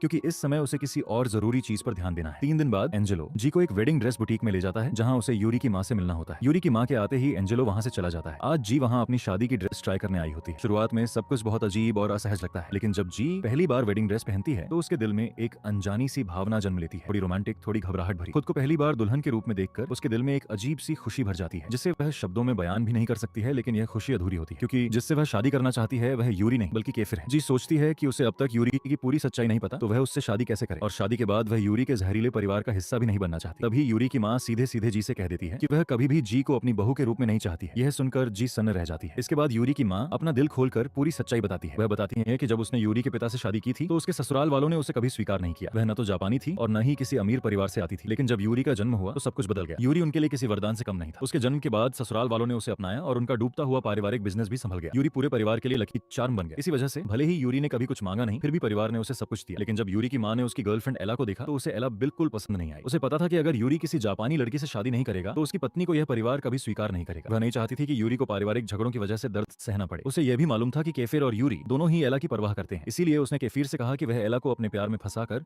उसे यूरी से दूर कर दे। योजना कामयाब हो गई, लेकिन एला से ब्रेकअप के बाद यूरी पूरी तरह टूट गया। उसने अपने बालों का रंग बदल लिया और हर समय नशे में डूबा रहने लगा। फिर जब यूरी की मुलाकात जी से हुई तो वह धीरे धीरे फिर से खुश होने लगा, बिल्कुल अपने पुराने रूप में लौट आया। इसी वजह से यूरी के कहने पर उसकी माँ ने जी से उसकी शादी के लिए हाँ कर दी, सिर्फ इसलिए कि उसका बेटा फिर से मुस्कुरा सके। उसने जी को सिर्फ यूरी की खुशी के लिए स्वीकार किया और उससे विनती की कि वह हमेशा यूरी के साथ रहे, कभी उसे छोड़कर न जाए और उससे शादी कर ले। यह सब सुनकर जी का दिल बुरी तरह टूट जाता है। आंखों में आंसू लिए वह यूरी की माँ को गले लगाती है और उन्हें तसल्ली देने की कोशिश कोशिश करती है, लेकिन अंदर ही अंदर जी सच जानती है, चाहे वह कितनी भी कोशिश कर ले, वह यूरी को सच्ची खुशी नहीं दे सकती क्योंकि उसका दिल तो केफिर का है। कुछ समय बाद जब केफिर लंदन से वापस आता है और जी को कॉल करता है तो जी फोन नहीं उठाती। इसके बजाय यूरी केफिर को जी की वेडिंग ड्रेस में एक फोटो भेजता है और कहता है कि अब केफिर कुछ भी नहीं कर सकता, अब जी उसी की है और उनकी शादी होकर रहेगी, केफिर को पीछे हट जाना चाहिए। उसी शाम जी घर लौटती है और वहाँ अपनी माँ और नानी को देखती है। उसकी माँ का नया बॉयफ्रेंड एंडी भी वहाँ मौजूद होता है। नानी को देखकर जी खुश हो जाती है, लेकिन जैसे ही उसकी नजर एंडी पर पड़ती है उसके मन में अचानक डर की लहर दौड़ जाती है। ये वही डर था जो उसने अपने पुराने सौतेले पिता टोनी से मिलने पर महसूस किया था, जिसने कभी उसके साथ गलत किया था। जी की बेचैनी को महसूस कर उसकी मौसी सबको डाइनिंग एरिया में ले जाती है ताकि उसका ध्यान बटाया जा सके, लेकिन जी की माँ जेना उसे रोक लेती है और एंडी के साथ ठीक से व्यवहार न करने पर उसे डांटती है। यह बात जी को अंदर तक तोड़ देती है क्योंकि एक बार फिर उसकी माँ उसके दर्द को समझने में नाकाम रहती है। तभी यूरी फूलों के साथ जी से मिलने आता है। यह पहली बार होता है जब जेना यूरी को देखती है और वह उससे बहुत प्रभावित हो जाती है। वह यूरी को डाइनिंग एरिया में ले जाती है। जी खुद को संभालती है और तय करती है कि आज वह अपनी माँ को अपना मूड खराब नहीं करने देगी। उसी समय केफिर जी से मिलने पहुंच जाता है। जी उससे घर के बाहर मिलती है। केफिर उसे बताता है कि वह लंदन अपने रिश्तेदारों से मदद मांगने गया था ताकि वह अपने भाई करेन को उनके पिता से बचा सके और उसकी कस्टडी लेने से रोक सके, लेकिन कोई भी रिश्तेदार उसके पिता के खिलाफ जाने को तैयार नहीं हुआ। यह सुनकर जी को केफिर के लिए बहुत बुरा लगता है। तभी केफिर को घर के अंदर से यूरी की आवाज सुनाई देती है। जी उसे बताती है कि यूरी डिनर के लिए उसकी माँ से मिलने आया है। यह सुनते ही केफिर जी का हाथ पकड़ लेता है और उसके साथ घर के अंदर चला जाता है ताकि वह भी उसकी माँ से मिल सके। वह जेना की खूबसूरती की तारीफ करता है और अपनी बातों से उसे प्रभावित कर लेता है। जेना केफिर से खुश होकर उसे भी डिनर में शामिल होने का इन्विटेशन देती है, जिसे वह स्वीकार कर लेता है। आखिरकार जी केफिर और यूरी के बीच बैठ जाती है। धीरे धीरे दोनों के बीच एक अजीब सी कंपटीशन शुरू हो जाता है और इस टकराव का केंद्र सिर्फ एक ही है। जी यूरी कहता है कि उसकी और जी की शादी में केफिर ग्रूम्समैन बनेगा क्योंकि वे दोस्त हैं। इस पर केफिर मुस्कुराते हुए जवाब देता है कि यूरी उसकी शादी में ग्रूम्समैन बनेगा और जी को खुद यूरी ही शादी तक लेकर आएगा क्योंकि जी उसकी दुल्हन है। यह सुनकर वहां मौजूद हर कोई हैरान रह जाता है। तभी केफिर आखिरकार सच साफ साफ कह देता है, जी और वह सिर्फ दोस्त नहीं है, वे एक दूसरे से प्यार करते हैं, वे प्रेमी हैं। यूरी भी इस बात से सहमत हो जाता है। यह सुनते ही एंजेलो गुस्से से भर जाता है और जी से जवाब मांगता है, लेकिन इससे पहले कि जी कुछ कह पाए एंजेलो के पास अस्पताल से कॉल आ जाती है आयरिस को लेकर। एंजेलो, जेना, जेम्मा और एंडी तुरंत अस्पताल के लिए निकल जाते हैं। घर में अब सिर्फ नानी, केफिर, जी और यूरी रह जाते हैं। नानी तीनों से कहती है कि वे अपने अपने रिश्ते साफ साफ बताएं। केफिर कहता है कि वह और जी एक दूसरे से प्यार करते हैं। यूरी कहता है कि क्योंकि उसकी और जी की अभी शादी नहीं हुई है वह केफिर को रोक नहीं सकता, लेकिन फिर भी वह जी से शादी करना चाहता है। नानी सब कुछ चुपचाप सुनती है और फिर जी को एक ही सलाह देती है, फैसला दिल से लेना और ज्यादा देर मत करना। जी पहले से ही अंदर से टूट चुकी होती है। इन सबके ऊपर वह यह भी नहीं समझ पा रही कि आयरिस को आखिर कैसी बीमारी है क्योंकि वह हर 2 दिन में अस्पताल में भर्ती हो रहा है। इन्हीं उलझे हुए ख्यालों के साथ जी अगले दिन स्कूल जाती है। सेक्शन ई अब भी 2 हिस्सों में बटा हुआ है। कैंपिंग वाले हादसे के बाद कोई किसी से बात नहीं कर रहा। जी उनसे बात करने की कोशिश करती है लेकिन कोई उसकी सुनना ही नहीं चाहता। तभी डेविड जी को टेरेस पर ले जाता है और कहता है कि वह उससे कुछ बात करना चाहता है। वह पर्सी को कॉल पर जोड़ देता है। जी को पर्सी की आवाज भी सुनना अच्छा नहीं लगता। उसे नहीं पता कि पर्सी असल में है कौन और उसके पिता के साथ उसका क्या रिश्ता है। जी को लगता है कि पर्सी उसकी जिंदगी और ज्यादा उलझा रहा है। पर्सी जी से 2 दिन का वक्त मांगता है और वादा करता है कि 2 दिन बाद उसके सारे सवालों के जवाब मिल जाएंगे। ये कहकर वह कॉल काट देता है। जी डेविड से पूछती है कि उसका पर्सी से क्या रिश्ता है। डेविड बताता है कि उन दोनों के बीच एक सौदा हुआ है। डेविड स्कूल में जी की सुरक्षा करेगा और बदले में पर्सी डेविड की गर्लफ्रेंड का इलाज विदेश में करवाएगा। एक और सच्चाई सामने आकर जी को और ज्यादा परेशान कर देती है। उसे दिलासा देने की कोशिश में डेविड अचानक जी को किस कर लेता है। जी उसे जोर से धक्का देती है और डांटती है, लेकिन तब तक बहुत देर हो चुकी होती है। केफिर सब कुछ देख चुका होता है। गुस्से से बेकाबू होकर केफिर डेविड को पीटने लगता है। जी किसी तरह बीच बचाव करके डेविड को वहां से भगा देती है और केफिर को शांत करने की कोशिश करती है, लेकिन केफिर जी पर ही आरोप लगाने लगता है। कभी वह यूरी को गले लगाती है तो कभी डेविड को किस करती है। वह उससे पूछता है कि वह आखिर चाहती क्या है और उस पर धोखा देने का इल्जाम लगाता है। जी समझाने की कोशिश करती है कि वह सिर्फ डेविड के जरिए पर्सी से बात कर रही थी, उसके अलावा कुछ भी नहीं हुआ, लेकिन केफिर उसकी एक भी बात नहीं मानता। वह गुस्से में कहता है कि जी उससे दूर रहे वरना वह खुद को संभाल नहीं पाएगा और यह कहकर वहां से चला जाता है। जी फूट फूट कर रो पड़ती है। अगले दिन भी जी का दिल केफिर की चिंता में डूबा रहता है। वह अब भी उससे बात नहीं कर रहा होता है। यही वही दिन होता है जब जी को अपनी माँ से यह सच्चाई पता चलती है कि वह और आयरिस सगे भाई बहन है। आयरिस उससे कहता है कि भले ही वे भाई बहन है लेकिन उनके रिश्ते में कुछ नहीं बदलेगा। वह उसे अब भी एक अजनबी की तरह ही ट्रीट करेगा। जी भी दर्द छुपाते हुए कह देती है कि उसके लिए भी आयरिस अब सिर्फ एक कजन से ज्यादा कुछ नहीं है। इन सारी बातों को याद करते हुए जी रोती है, लेकिन खुद को जबरदस्ती समझाती है कि सब कुछ जल्द ठीक हो जाएगा। स्कूल जाते वक्त 2 बाइक सवार उसका पीछा करने लगते हैं और उसे डराने की कोशिश करते हैं। इस अफरा तफरी में जी को चोट भी लग जाती है। आसपास के लोग उसकी मदद करते हैं लेकिन वह जिद करके स्कूल जाने का फैसला करती है। जब तक वह आगे बढ़ती है बाइक सवार वहां से गायब हो चुके होते हैं। चोटिल हालत में जब जी स्कूल पहुंचती है तो वह देखती है कि केफिर किट को बेरहमी से पीट रहा है और बाकी छात्र बस तमाशा देख रहे हैं। कोई भी उसे रोकने की कोशिश नहीं करता। जी दौड़कर बीच में जाती है और केफिर से गिड़गिड़ाकर रुकने को कहती है। वह उसे समझाती है कि किट ने कभी उसे किस करने की कोशिश की थी लेकिन वह सिर्फ मजाक था, कुछ भी नहीं हुआ। वह यह भी बताती है कि असल में मयो और किट एक दूसरे को पसंद करते हैं, लेकिन केफिर गुस्से में अंधा हो चुका होता है। वह क्लास के हर लड़के से पूछने लगता है कि क्या किसी को जी से प्यार है। डर के मारे कोई भी सच बोलने की हिम्मत नहीं करता। यूरी उसे शांत करने की कोशिश करता है लेकिन केफिर किसी की नहीं सुनता। वह जी पर आरोप लगाता है कि वह उसके जज्बातों के साथ खेल रही है और सेक्शन ई टूटने के लिए उसी को जिम्मेदार ठहराता है। जी की हालत बिगड़ जाती है। वह लगभग बेहोश हो जाती है। एक स्टूडेंट उसे संभालता है लेकिन केफिर बेरहमी से कह देता है कि जी सहानुभूति पाने के लिए बेहोशी का नाटक कर रही है ताकि लड़के उसके पीछे भागें। वह कहता है कि सेक्शन ई उसकी वजह से बर्बाद हो रहा है। ये शब्द जी के दिल को चीर देते हैं। वह रोते हुए समझाने की कोशिश करती है कि सेक्शन ई के लड़के उसके सिर्फ दोस्त हैं, लेकिन केफिर उसका हाथ पकड़ पकड़कर उसे घसीटते हुए सेक्शन ए ले जाता है और आयरिस से कहता है कि अब अपनी कजिन का ख्याल रखे क्योंकि वहीं उसकी जगह है। वह जी को नीचा दिखाते हुए कहता है कि वह भी उन्हीं जैसी घटिया है। आयरिस ठंडे स्वर में जवाब देता है कि उसे इस बात से कोई फर्क नहीं पड़ता कि जी क्या करती है, कहाँ जाती है या